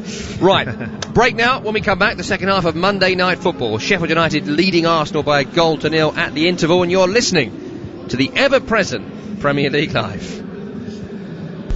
I'm Sam Matterface, and this is Game Day. TalkSport has your weekend covered as we give you a series of exclusive podcasts bringing you total coverage of the Premier League with a trio of top podcasts. On Thursday, myself and a legendary lineup of pros and pundits will preview the action to all 10 Premier League matches. On Saturday, it's your verdict with me, Laura Woods, and Adrian Durham, bringing you all the reaction and the very best of the phone-in. On Monday morning, it's the turn of the record book with me, Danny Kelly. I'll be joined by the very best guests as we look back at all the weekend's action, going down the odd tangent as well, all on the way. Subscribe now to the Game Day podcast on Acast, Spotify or iTunes. The Sports Bar, weeknights from 10 on Talk Sport. Hello, I'm Andy Goldstein, and of course you can hear me on the Sports Bar with Jason Cundy. We'll be taking all your calls, text, tweets and emails on all the big talking points from the weekend's football. And remember, we bring you the very first look at the next day's back page headlines every single night. The Sports Bar, weeknights from 10 on Talk Sport. Jim White and Natalie Sawyer. Weekday mornings from 10 on Talk Sport. I think it's all about involvement. The new sound of mid-mornings on Talk Sport with Jim White and Natalie Sawyer. Billy, you're spot on with that. News-breaking, globe-spanning, mid-morning football talk. But just for me, I find it a little bit cringy. Legal, honest, decent, fair. Maybe that's going to be contentious, but that's what I do. White and Sawyer. You don't play, you don't get a medal. Weekday mornings from 10 I'm trying my best here. on Talk Sport. Hawksby and Jacobs, weekday afternoons from 1 on Talk Sport. One Man Went to Moan was a great idea from one of the listeners for Andy's Edinburgh show, and we thought that would be a good bit in the show, but it's not a bit, it's the show, isn't it, really? The afternoon radio show that's too cool for school. Hawksby and Jacobs. He immediately got out a red card. Oh, he's gone. Then he got out a yellow card. Weekday afternoons from 1. Then he got a 7 of diamonds out. And then on Talk Sport. as we look down from the cradle of our hot air balloon, we wonder as a svelte ocean of stampeding gazelles gallop majestically earthbound towards a waterhole.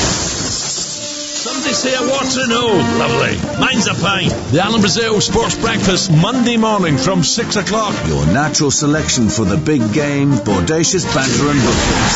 The Alan Brazil Sports Breakfast, Monday morning from 6 on Talk Sport. Adrian Durham, what an absolute clown. Dynamic, double strength drive time radio. Shall I stay? I don't like listening to him, I'll turn off. Do you want me to stay? Adrian Durham and Darren Goff. He's an idiot. Right, hands up, who wants me to stay? Drive time radio. I don't have to. Weekdays from 4, only on Talk Sport. You are listening to TalkSport's coverage of Sheffield United 1, Arsenal 0 from Bramall Lane. I'm your host Tom Rennie, alongside me the former Wimbledon, Charlton and Blackpool striker Jason Ewell. This is Premier League Live, and we're just hearing the substitution at half-time that we were maybe expecting. From Arsenal, the ineffective Joe Willock is off, and the man he replaced in the starting 11 is on now to replace him. Dani Ceballos is on. A man, Jason, that many Arsenal fans enjoyed watching in his opening weeks of this season, but hasn't really cemented his place and his role in this team at this point. No, because I think over the last few weeks he has chopped and changed it, and that's obviously part of the Europa League campaign as well. But I said Ceballos is coming back off international duty, so probably thought, let's see how this starts, and if I need to bring him on, he's available. But I think if you've got someone who's on the bench, I think he's got to be fit enough to play. 23 years of age, Dani Ceballos, formerly of Real Betis, and of course brought in from Real Madrid on loan for this season, has been hawked about to a few clubs across Europe, as we are now back underway in the atmospheric Bramall Lane in Yorkshire. Here are your team, starting with Sheffield United. Dean Henderson in goal, back three left to right of Jack O'Connell, John Egan and Chris Basham. Ender Stevens left wing back, George Baldock on the right, Captain Oliver Norwood in the centre, supported by John Fleck and John Lundstrom, Lys Mousset and David McGoldrick up front as Arsenal come forward here down the right hand side, and Nicolas Pepe, lots of skill, no end product as per usual. Has won a corner though for his side. We'll come back to the 11s for you in just a few seconds. We'll see out this piece of play first. Pepe, he's the set piece specialist, no doubt about it. He's going to take this corner on the attacking right hand side, in swinging with the left boot, whipped in towards Socrates. That's not a bad delivery. It's away by McGoldrick and recovered by Ceballos, who volleys the ball out of play no better than Joe Willock would have done. Subs bench for Sheffield United: Simon Moore, Luke Freeman, Ollie McBurney, Billy Sharp, Callum Robinson, Phil Jagielka and Mohamed Besic. For Arsenal, Bernd Leno is in goal. It's a back four left to right of Saïd Kolasinac, David Luiz, Socrates and Callum Chambers. Midfield is Matteo Guendouzi and Granit Xhaka, with now Dani Ceballos in front of them, Nicolas Pepe and Bukayo Saka supporting Pierre-Emerick Aubameyang. Still on the bench for Arsenal is Emiliano Martinez, Kieran Tierney, Alexandre Lacazette, Lucas Torreira, Rob Holding, Gabriel Martinelli, and Mike Dean is your referee. Andre Mariner back at Stockley Park, our VAR. Arsenal in the bruised banana kits. That's yellow shirts with some kind of navy bruising. I think vintage late 80s Arsenal, that's what it's ripping off. Navy shorts and yellow socks. They kick from right to left.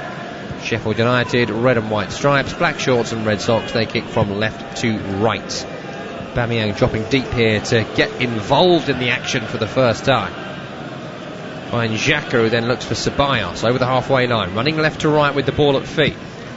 He'll find Callum Chambers back in field now to Guendouzi. Guendouzi into Xhaka, back to Guendouzi, further back to Said Kolasinac.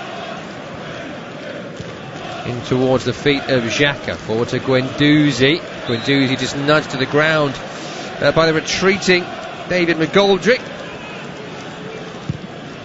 who is in the side this evening to put himself about a bit. That's exactly what he's done there.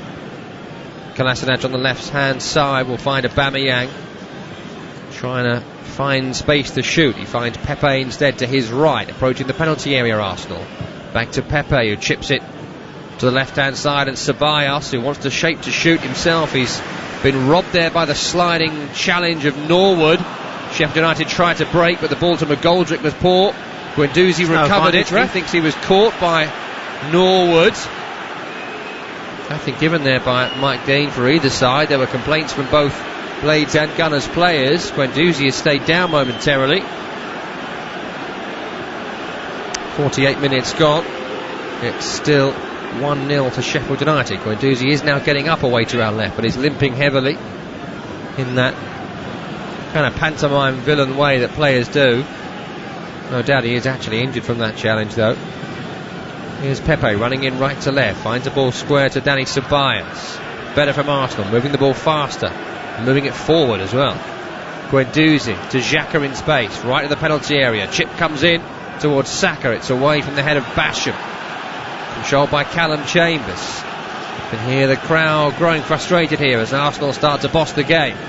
Ceballos, key to that, leaves it for Pepe. Good challenge by Norwood, swinging left boot. Recovered though by Callum Chambers. The home fans want the home players to get out. At the moment, they can't. Chambers' chip cleared away, recovered by Callum Chambers. Chip towards the halfway line and David Luiz. McGoldrick chasing him down, forward towards Guendouzi.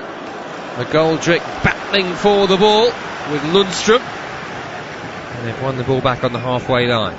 That's all a bit of Arsenal's own doing there. Having really good possession, it goes over to Kolasinac. He just plays a sloppy ball cross field to David Luiz, which makes Goldrick go and put some pressure on it, and then on to Guendouzi. So, like we said again, it's normally their own doing. Goldrick now chasing down David Luiz, who's gone to ground. Yeah, he's caught the foul. He's always going to go to ground in those situations. You know what? You're always going to get them, aren't you? Yeah, he's caught the foul and he's done well. McGoldrick with a wry smile. I think he was suckered into that one. The veteran forward. Will be a free kick to Arsenal midway inside their own half with 50 minutes play.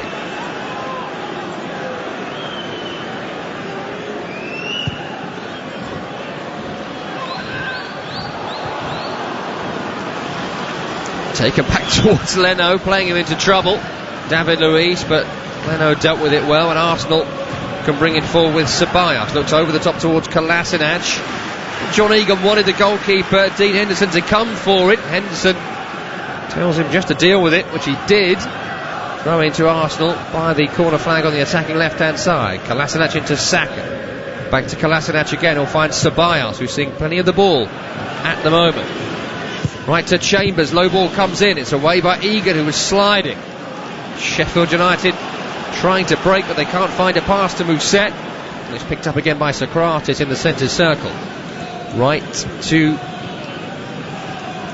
Guendouzi, forward to Pepe, chops inside, chops outside, Fleck is with him, finds a pass. Callum Chambers on the sideline, in towards Xhaka.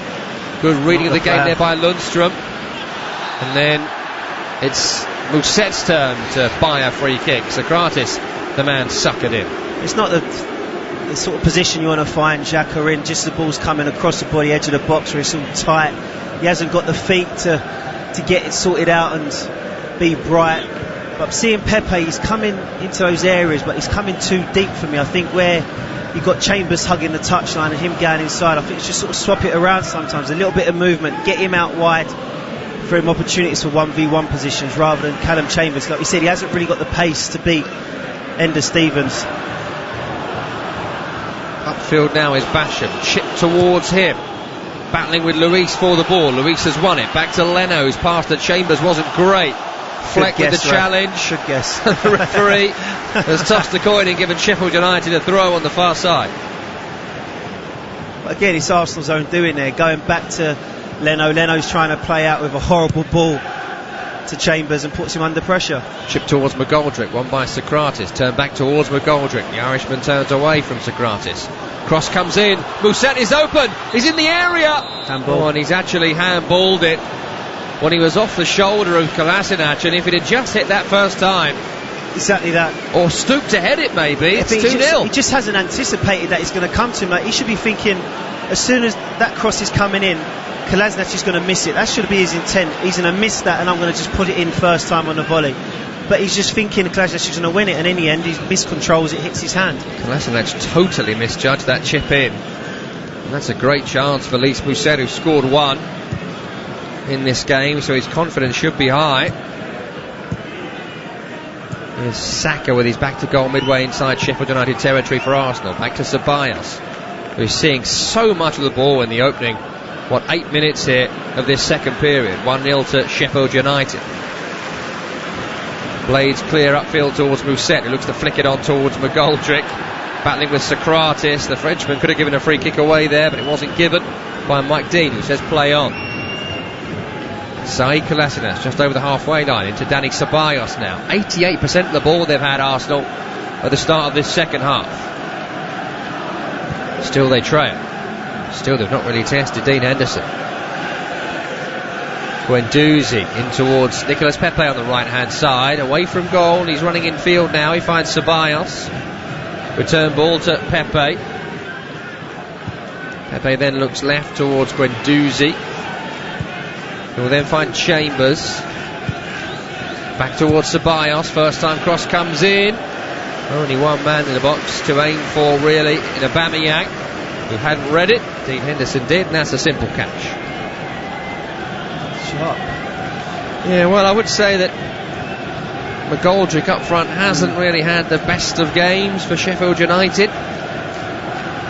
It looks like the veteran Billy Sharp is about to enter the fray with 55 minutes gone on the score, 1-0 to Sheffield United. That's probably the opposite to Unai Emery, knowing that McGoldrick's coming back from an injury.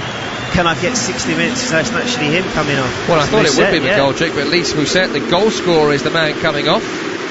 Maybe he's just had a little bit of a knock somewhere in that half, we don't know. A man who's not particularly been used to playing that much football, so a physical hour against Socrates might be all he can handle, and in fact he's taken his shin pads off here as he walks off and is seemingly limping off, so he is off. And the 33-year-old captain of the club, Billy Sharp, is on. The boyhood fan of Sheffield United, just like the manager, is on. The man who's been a consistent scorer up and down the divisions. He's scored in each of the top 4 flights in English football. He scored the most English league goals this century of any player, 228 goals and counting since the turn of this millennium for Billy Sharp. An incredible goal scoring record. He's another player that I've played with. He was on loan at Doncaster in 2011. We ended up good little scoring partnership together, the pair of us, which kept Doncaster from getting relegated that year. But he's just one of those natural finishers. I mean, he does his work off the ball as well, brings people into play, and again he's another one. It's just that natural work ethic, and that's where he gets a lot of his goals and his rewards from. And we've seen that work ethic work in a couple of ways this season, scoring but also getting sent off in the campaign so far. Third spell at Sheffield United, surely to be his last spell at the club, maybe last chance in the top flight, and he's on now to maybe lead his side to a famous victory against Arsenal. They're winning at the moment. Ball in towards him on the left hand side, running at Socrates towards the corner flag, challenged by Socrates, out for a throw in. What he'll do as well, make himself a nuisance as well, so he's going to be up against Socrates and Luis, and not really going to like the way that he plays, a bit like a Shane Long type, he's just always busy in and around centre halves, making it hard for him. Imagine a Shane Long who could score. Here he is now trying to find a return ball to the overlapping runner Stevens on the end line.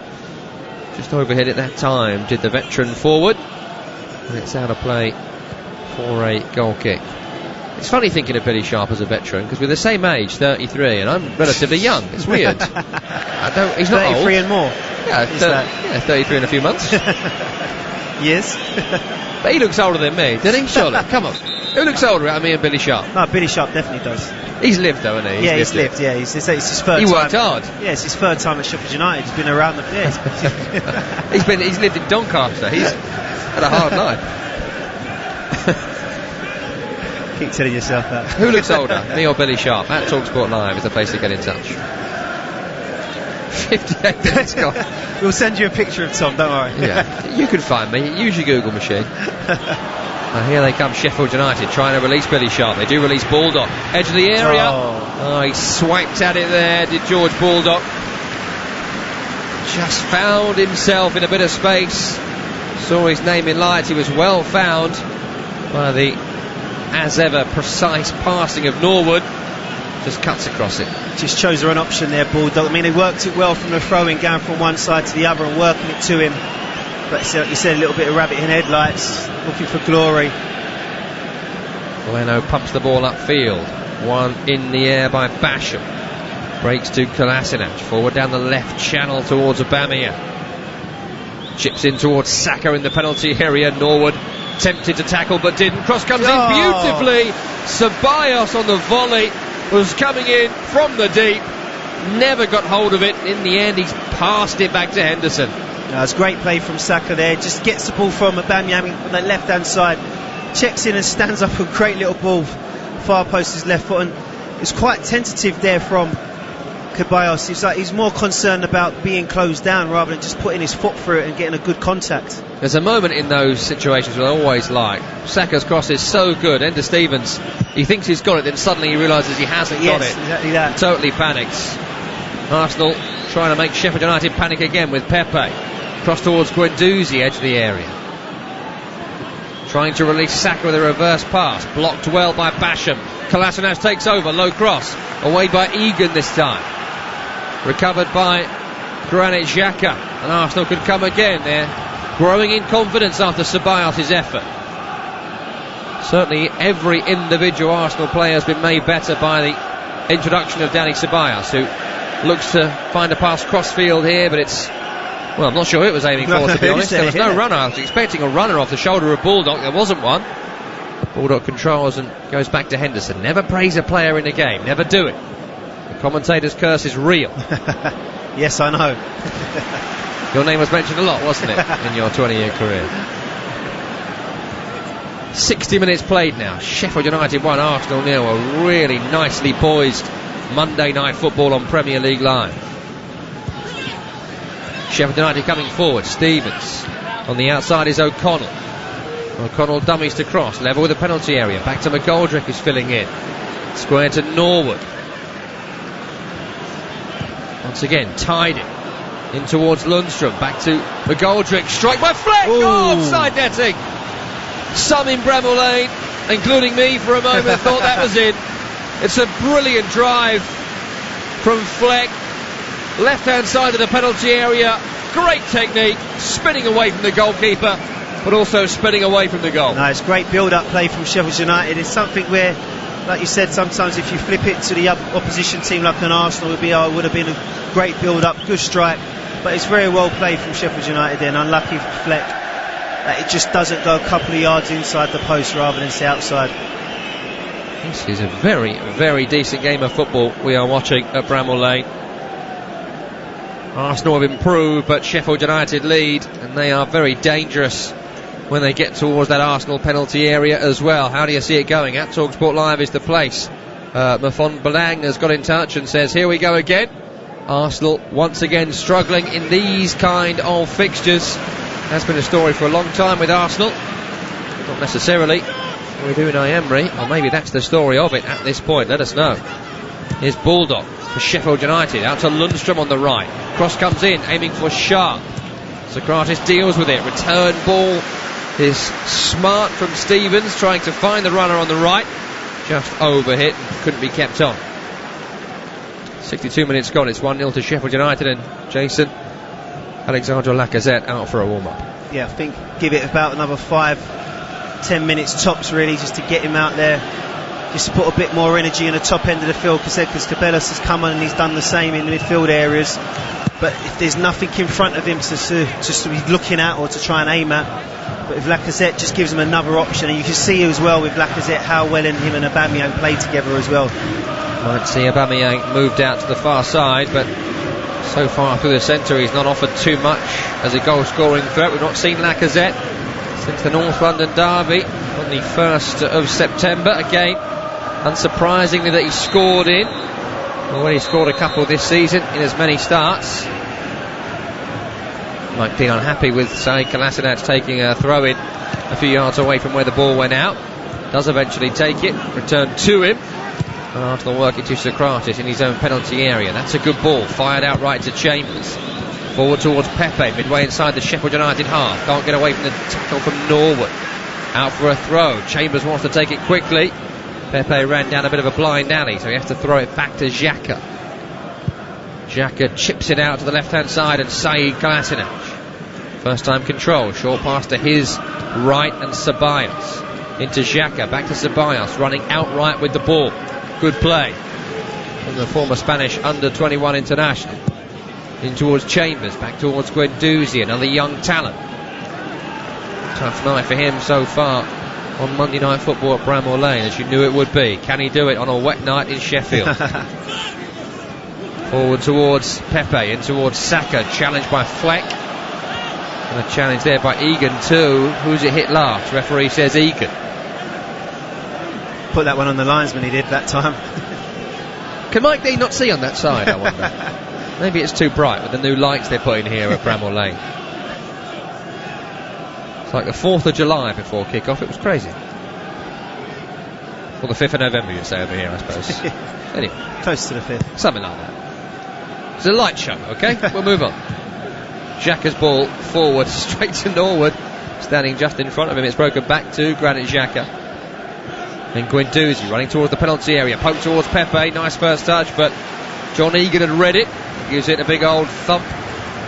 Out for a corner, I think. Yeah. Pepe will take it again.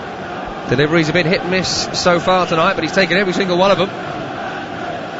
Maybe this will be the one that cements his name with Arsenal fans as the specialist set-piece taker.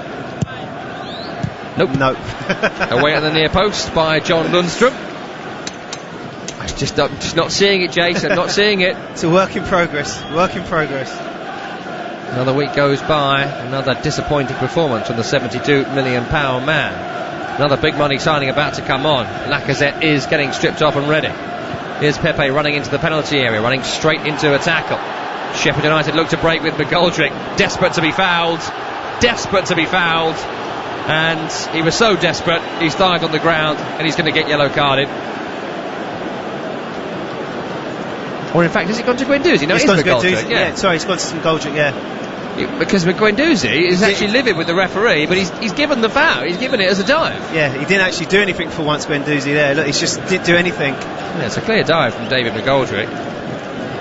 And you've got to love that sometimes with a striker. It's just so desperate.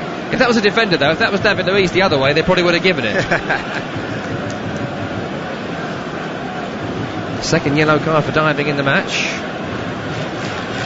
And now a yellow card as well, I think, for Saïd Kolasinac for having a word with Mike Dean for whatever reason. He's not happy, the referee.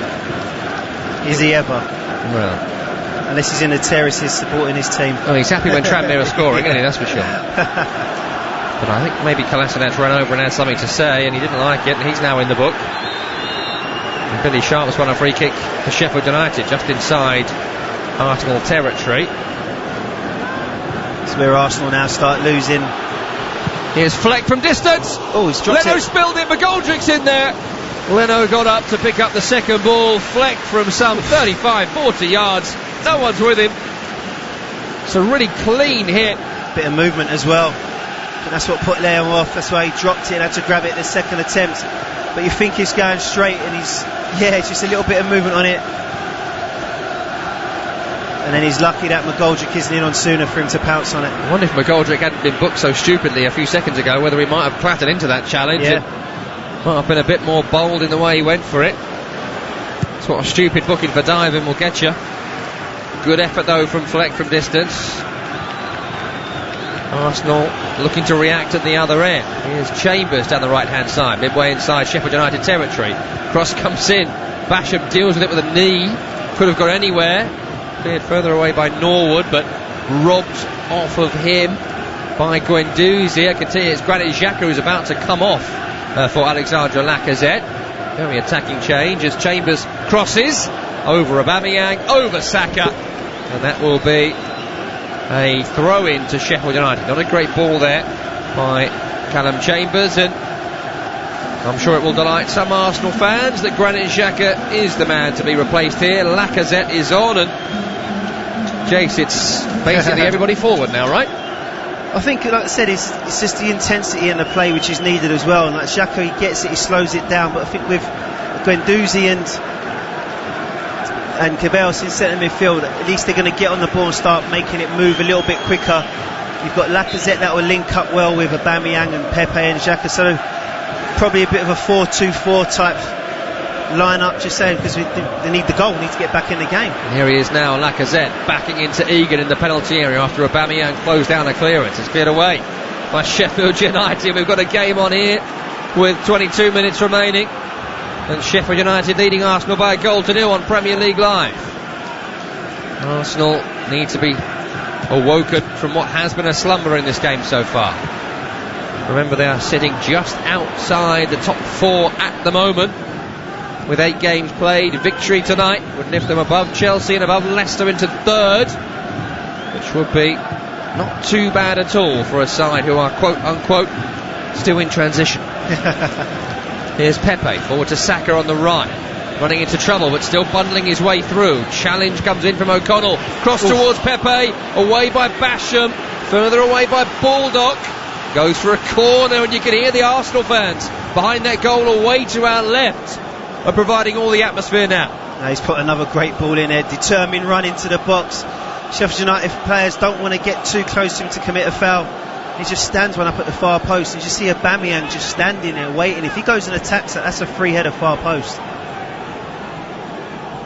Ceballos short to Pepe. Pepe's cross. Do I need to tell you? But that's actually a good ball, considering where the keeper's straight claimed at the goalkeeper, it. No, he's run out 6 yards and caught it at chest height. So that's a ball really that someone should actually be. That's actually a good ball in. I'm taking that one away from you. You're generous. I'm taking that away from you. Leave Pepe alone on that one. That's not a good ball in. I'd probably aim towards someone wearing a Bruce Banana shirt if I was him. But there you go. Here's Lundstrom, forward to Sharp, back to goal. First time behind him to McGoldrick. Running towards goal, right to Baldock. Got to be offside here, Baldock, hasn't he? Linked a couple of yards off, and it is given. Not too sure he wanted that in that position there. George Baldock looked like he was making a bit of space there for McGoldrick to run into. Another change coming up here, is there? No, for a second there I thought we were going to have another change, but the 4th official just having a word with Chris Wilder instead. Maybe there was, and they changed their mind. 20 minutes to go here. 1-0 to Sheffield United. Aubameyang dropping deep. He's come out left, and Lacazette's gone through the centre. And he's getting involved in the play now, Aubameyang, who's, by the way, wearing the captain's armband. The vice-captain at the club. Into Lacazette, onto Guendouzi. Challenged there by Basham. Breaks the Lacazette. Kolasinac forward to the skipper, Aubameyang. Chipped in towards Lacazette. Backing into the defender. Helped out by Fleck, and it's cleared upfield. Sheffield United got everyone back defending. Might not be the brightest thing to do with still, 19 odd minutes to play. Lacazette again, backing into his man, finding a pass too.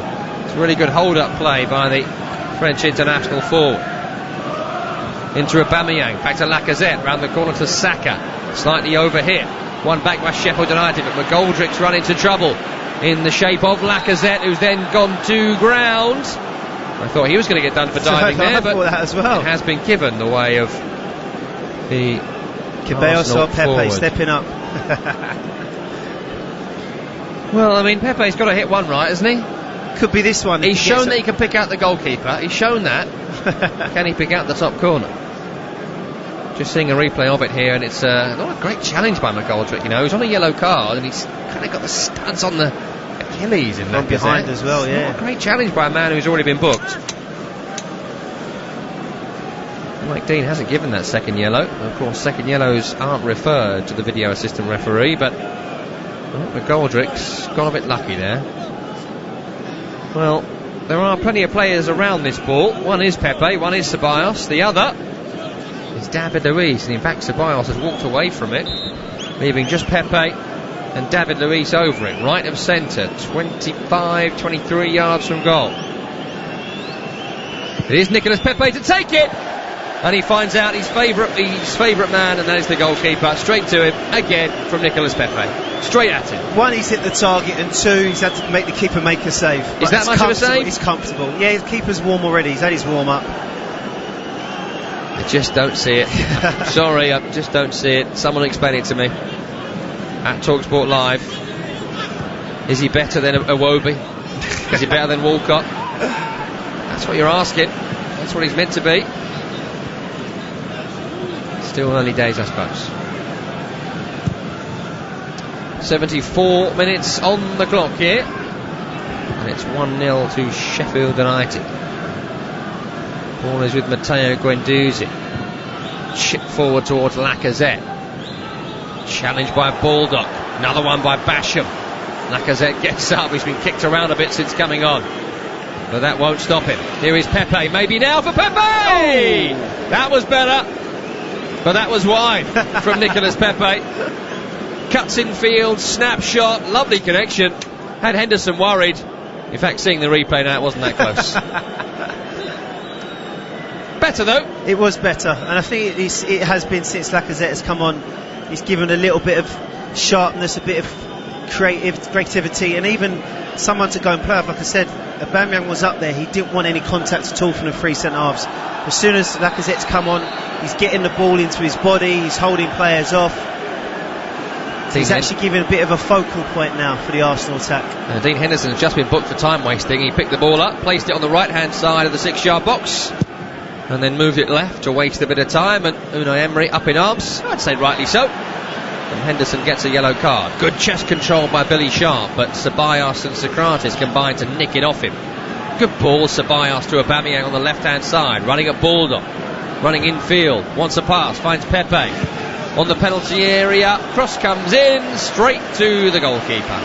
The thing is though, even they're getting into those areas, and the way that Sheffield United are, they're well drilled in terms of getting bodies back behind the ball quickly, and even into deep areas inside their own 18-yard box. There's a lot of bodies there, and floaty crosses are not really going to harm this back three or stroke five of Sheffield United. They've got to be crosses from the byline, low or stood up the same way that Saka has, just to shift them a little bit. 15 minutes remaining. Sheffield United supporters back in full voice. They're getting closer to a big victory. Just like the last time they were in the Premier League, it'll be a victory at home against Arsenal. Unlucky against Chelsea. Unlucky against Liverpool so far this season, as they try to pick up a top 6 scalp. Maybe tonight is the night. And Guendouzi's given them the ball back, and Baldock's round the back, down the right hand side, cross comes in, Sharp controls it, no one to pass to, maybe now for Norwood! Well, he got behind it, Norwood, but it's always going wide. Sharp was desperate to give it to someone earlier. He was, yeah, he didn't quite get that first touch under to get a turn and shot off, but then what he did, good centre forward play, just lays it to the edge of the box for Norwood coming on, goes wide. You just feel there will be another goal in this game. Don't ask me which way.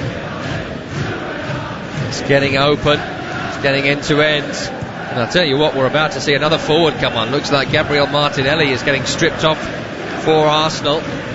Man who's really made a name for himself in the Europa League, the teenager. Here's another teenager on the field, Saka, running between two players. Pass is blocked by McGoldrick. He's looking a bit knackered out there. He's now playing on the left-hand side of midfield. Here's Pepe for Arsenal, running infield from the right. Saka with another intelligent pass. The Chambers overlapping into Ceballos, back to Chambers, round the back of the defender. challenged by Norwood, challenged by Stevens. They're all snapping in. Eventually it is cleared by Stevens in his own penalty area. And here we go. Another change for Arsenal, and it seems that Unai Emery's had enough of Nicolas Pepe missing chance after chance after chance and putting over terrible cross after terrible cross. And I think there was a few Arsenal fans there who were happy to see him taken off. He'll be replaced by Gabriel Martinelli. 4 goals in 4 appearances for Arsenal. Scored twice in both 2 starts. Scored twice in the 4-0 Europa League win against Standard Liège. A couple of great goals in that game as well. Change for Sheffield United. The hard-working David McGoldrick is withdrawn. As I said, he looks absolutely knackered out there. And it's Luke Freeman on to replace him. Usually more of a attacking midfielder, Freeman, but I think he's going to be asked to play a more defensive role. Former Arsenal player as a 15-year-old. It's going to be like a 5-4-1 for Sheffield United now. Just make sure trying to lock up shop, keep it nice and tight. Freeman was the man brought in for his creative edge from Queen's Park Rangers, and has struggled to get into the side this season so far. Not sure creativity is going to be high on the agenda for the next 11 minutes or so, with the score 1-0 to Sheffield United. It is still Arsenal now playing. Here's Aubameyang, one of the deadliest strikers in football, but not maybe the best winger. His cross comes in. Tell you what, that was calm defending there by Bulldog. Chests it back to Henderson with 3 bruised bananas in close pursuit. They've done well there.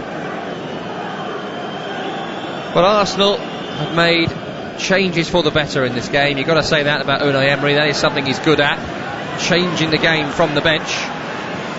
Questions continue about his starting 11s. Exactly that, and I think what said is you want to try and get your best players out all the time. You start in 11 and then make your changes after that if need be. Don't always expect them to come on and make the impact. Doesn't always work like that. Kolasinac down the left hand side.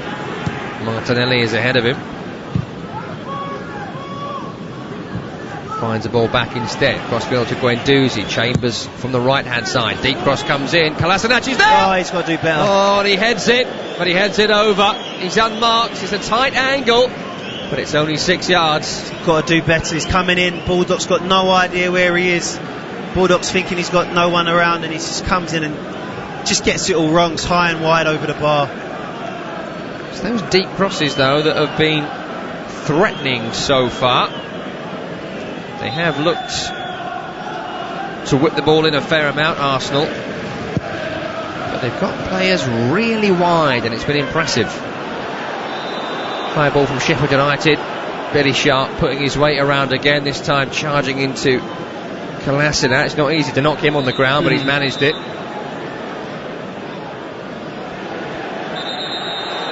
Arsenal trying to take the free kick about 20 yards away from where the foul was.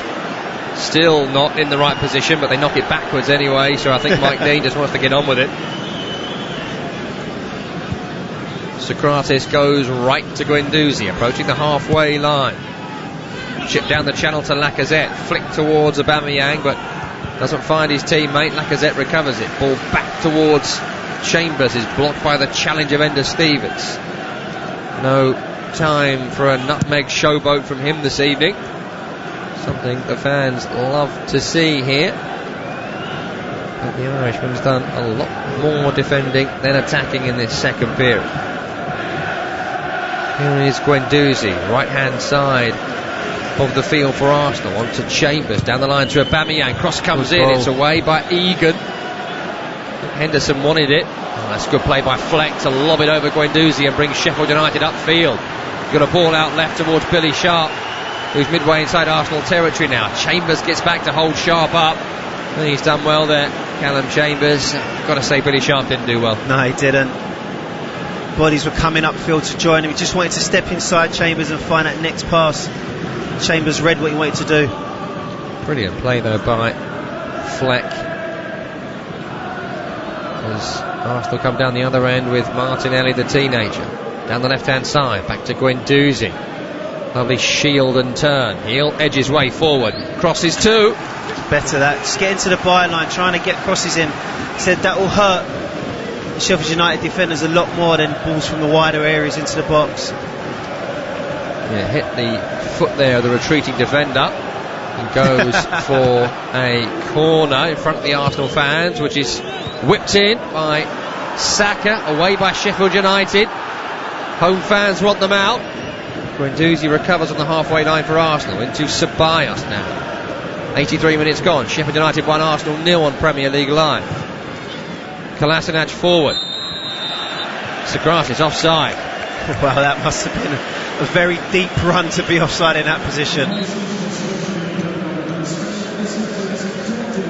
Grandstand finish on the horizon here. Might be a further change coming here for Sheffield United. They've got players that look a bit out on their feet. It's like the bearded figure of Ollie McBurney is about to enter the fray. And a tough week, McBurney, with injury, had to withdraw from the Scotland squad. Charged with a driving offence upon his return for an incident in Leeds. Chris Rather said it's not something that he thinks will affect McBurney's performance, nor is it the reason why he's on the bench tonight. 84 minutes gone. Arsenal yet to really test Henderson in this half.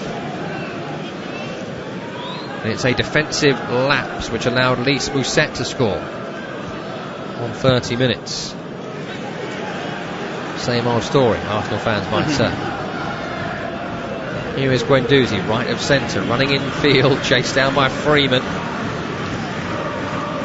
On towards David Luiz, who's pushing ever further forward. Reverse pass to Aubameyang, on towards Lacazette. Really good challenge there by O'Connell, who's on a yellow card, so had to be careful. And Sokratis gets suckered into a poor challenge. Silly foul to give away. There's no need for it there. It's Ollie Norwood who's going to go off. Well, he was the captain, of course. The armband went to Billy Sharp when he came on. Got to tell you, not for the first time this season, I've been so impressed by the footwork and ball control and the way he controls the pace of this man. Like I said earlier, to show the three midfielders, Lundstrom, Fleck and Norwood, they've controlled it, and most of it's come from him as well. And you can tell the type of player that he is. I mean, he's had 3 promotions into the Premier League with 3 different teams, never really had the opportunity to play out a full season in the Premier League, but he's doing it, and doing it very well with Sheffield United at the moment. Came through the academy at Manchester United, so you know he's going to be a good technician, long-term servant for Northern Ireland as well. He is off now, and Ollie McBurney is on, the number 9. Could be £20 million eventually from Swansea. Socks as ever down by his ankles. Can't have shin pads in there, surely. So dangerous. It makes me on edge when I see players with those short shin pads. I don't get it. It's not even so much that now. Some of the kids these days, or even some of the senior players, the size of the shin pads now, a couple of inches, if that. Yeah. Oh, good play by Freeman there. Gets away from a couple of players and then finds a pass to McBurney.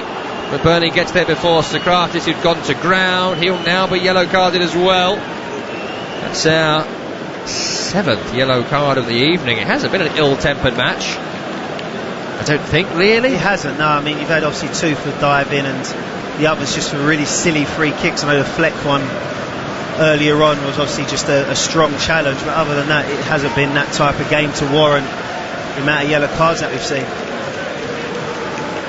Free kick left-hand side, 4 minutes remaining of normal time, and they've got 2 big strikers to aim for. 2 big centre-halves gone forward as well at the back post. Another one at the near in Basham. Flex delivery towards Egan. Good win by Chambers, battling for the ball.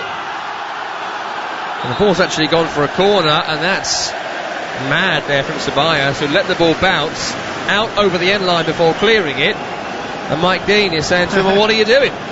Don't blame me. He didn't want to use his left foot. The way it's bounced, he's wanted to get his body all the way round to use his right foot, which has allowed it to carry over to the byline and now give Sheffield United a corner kick. Now we know how bad Arsenal are at defending set pieces. We mentioned all the talent Sheffield United have in the air. Can they make it count and secure a famous and what would be deserved win?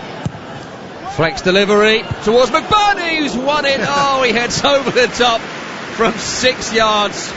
Nearly the moment of redemption for the Sheffield United striker. Arsenal live to fight another 3 minutes. They take the goal kick short, as is their way. Ceballos will chip it back towards Socrates, edge of his own area. Right to Chambers, back to Socrates. That's 30 seconds completely wasted to work it out to Luis at left back. Oh, poor touch by Saka. Oh, McBurney. That was a poor challenge from him, and he should be yellow carded for this. The forward just saw a glimpse of the ball and swung the boot at it, and he's caught Saka on the shins. Well, I think he's going to get away with it, mainly because Arsenal want to get on with it. But that was not a good challenge at all. Luis's ball upfield is just kept on by Martinelli, is it? Yes, it is. Here's Saka again, dropping deep now. Ball by Kolasinac in towards Aubameyang, all the way to Callum Chambers, who volleys towards goal. Oh. Ricochets off. Someone's back in there. I was going to say Sheffield United back, but I don't know that. But it's gone out for, looks like a corner. We'll see the replay here. It's from a corner, yeah. Off the back, maybe on that far side of Ender Stevens. Can't quite tell who it hit last. It is an Arsenal corner. Taken short. Saka's ball in. It's away. Not very far though by Freeman. And then he hacks the ball upfield. And it might be caught by Billy Sharp here. Chasing down Guendouzi. Over a decade younger. Oh, Billy Sharp kills the game. Sucking into a foul there by Guendouzi. Oh, he's taking the free kick short. Nearly giving it straight to Billy Sharp. God. Luckily Ceballos was there. Just create their own misery, didn't they, Arsenal? Guendouzi continues to carry it forward. Eventually is challenged by Lundstrom. It's come off Guendouzi last. And don't the fans just love it? It's going to be a throw-in around the halfway line to Sheffield United.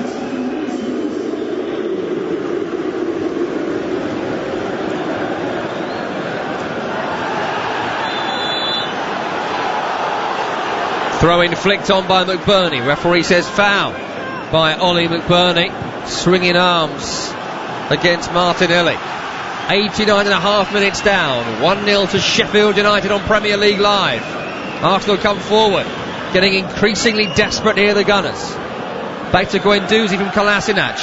Poke towards Martinelli. Good win by Chris Basham. McBurney then gives it a blast upfield. Just get it away from their half. Picked up by Leno. Forward towards Ceballos, who looks crossfield to David Luiz. Still inside their own half, Arsenal. Saka wants it, but Luiz ignores him. Chambers wants it. He ignores him. 5 minutes. And somehow 5 minutes have been added on. Well, we thought we were at the line. Turns out we're nowhere near. Ceballos in towards Lacazette. Down the left channel, running at Egan, who gets a good challenge in there. John Egan. Another corner to Arsenal. Not one has been particularly effective for them in this game. It's their 12th of the match by my count. Or they finally just cross one in. Or they finally find a teammate. Ceballos will take it. Towards the edge of the 6-yard box. It's flicked away from the head of Egan. And Baldock recovers it on the far side. Lumps it upfield with Aubameyang pressing him. But even when the balls are coming into the box or finally gets, there's sort of no intent or sort of conviction for any of the Arsenal players to actually want to go and attack it. They're just sort of in there, and that's been the disappointing thing as well. Cleared upfield by Sheffield United. Again, Arsenal look to play some intricate football before just crossing it, which they have done a lot tonight without much success. Ceballos picks it up just inside his own half. Left hand side, in towards Luis in the centre circle. On towards Socrates on the halfway. Chambers back to Socrates, into Luis. Still inside their own half, Arsenal.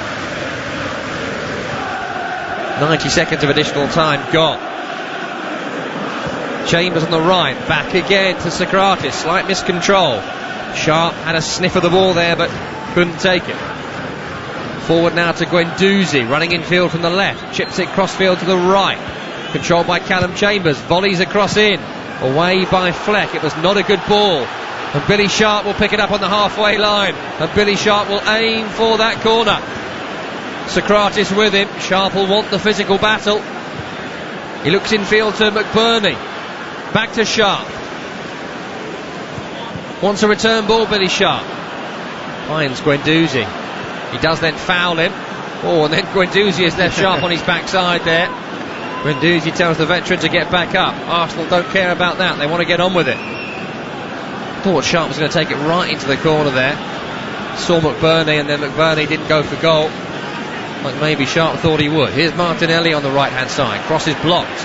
Back defending is McBurney. Martinelli, he's just jumped straight into Ollie McBurney there. And he gives a free kick away. You can complain about it, but that's not a great challenge. 2 minutes remaining. Chris Wilder and about 20,000 Sheffield United fans. Put it in the corner. Say that knock this free kick into the corner. Get up, put it in the corner. I'm not sure it was going anywhere else.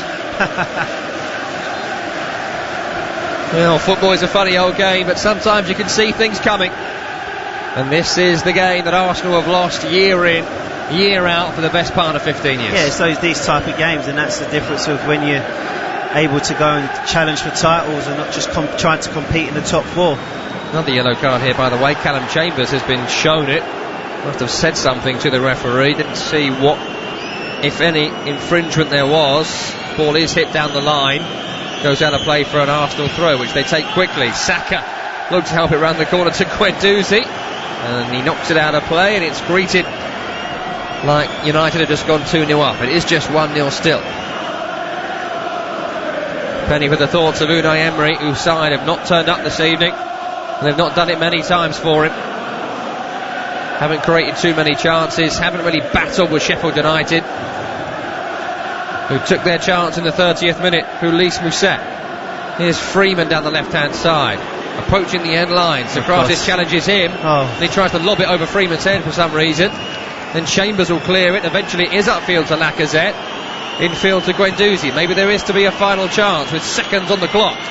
Saka in the centre circle. They've got to get this ball forward, Arsenal. Left to David Luiz. Whistles all around Bramall Lane.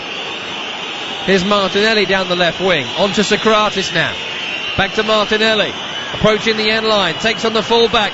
Goes down, does he? He stays on his feet in the end. It was Baldock that went to ground. Challenged then by Basham. Ricochets off an Arsenal man last, and they celebrate that inside Bramall Lane, including manager and players. Again, like they've just scored. They want this. No doubt about it. Sheffield United want these 3 points. They have earned these 3 points, and they're about to get these 3 points. Like you said there, they've totally earned the 3 points. I mean, they have been the better side throughout.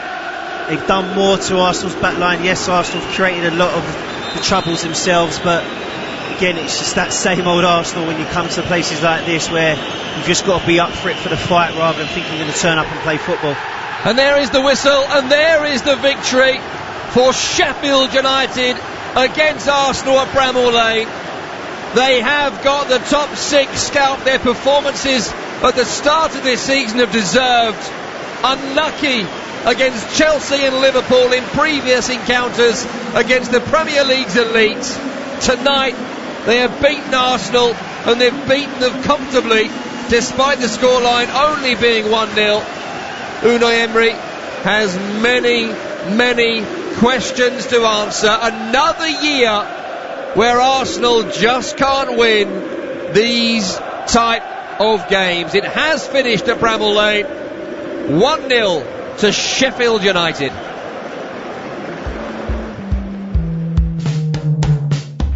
Kolasinac overlapping. Here he is now. Baldock back defending. Cross comes in. Pepe, no! Nicolas Pepe from 4 yards out. Lightning breakaway from Arsenal, and the £72 million man couldn't score from close range. Norwood with delivery towards the back post, and surely turned home it is! Lys Mousset from 3 yards out, and that's as simple a chance as you're going to get at this level. Stevens never going to get them. Xhaka's shot. Decent effort by Granit Xhaka.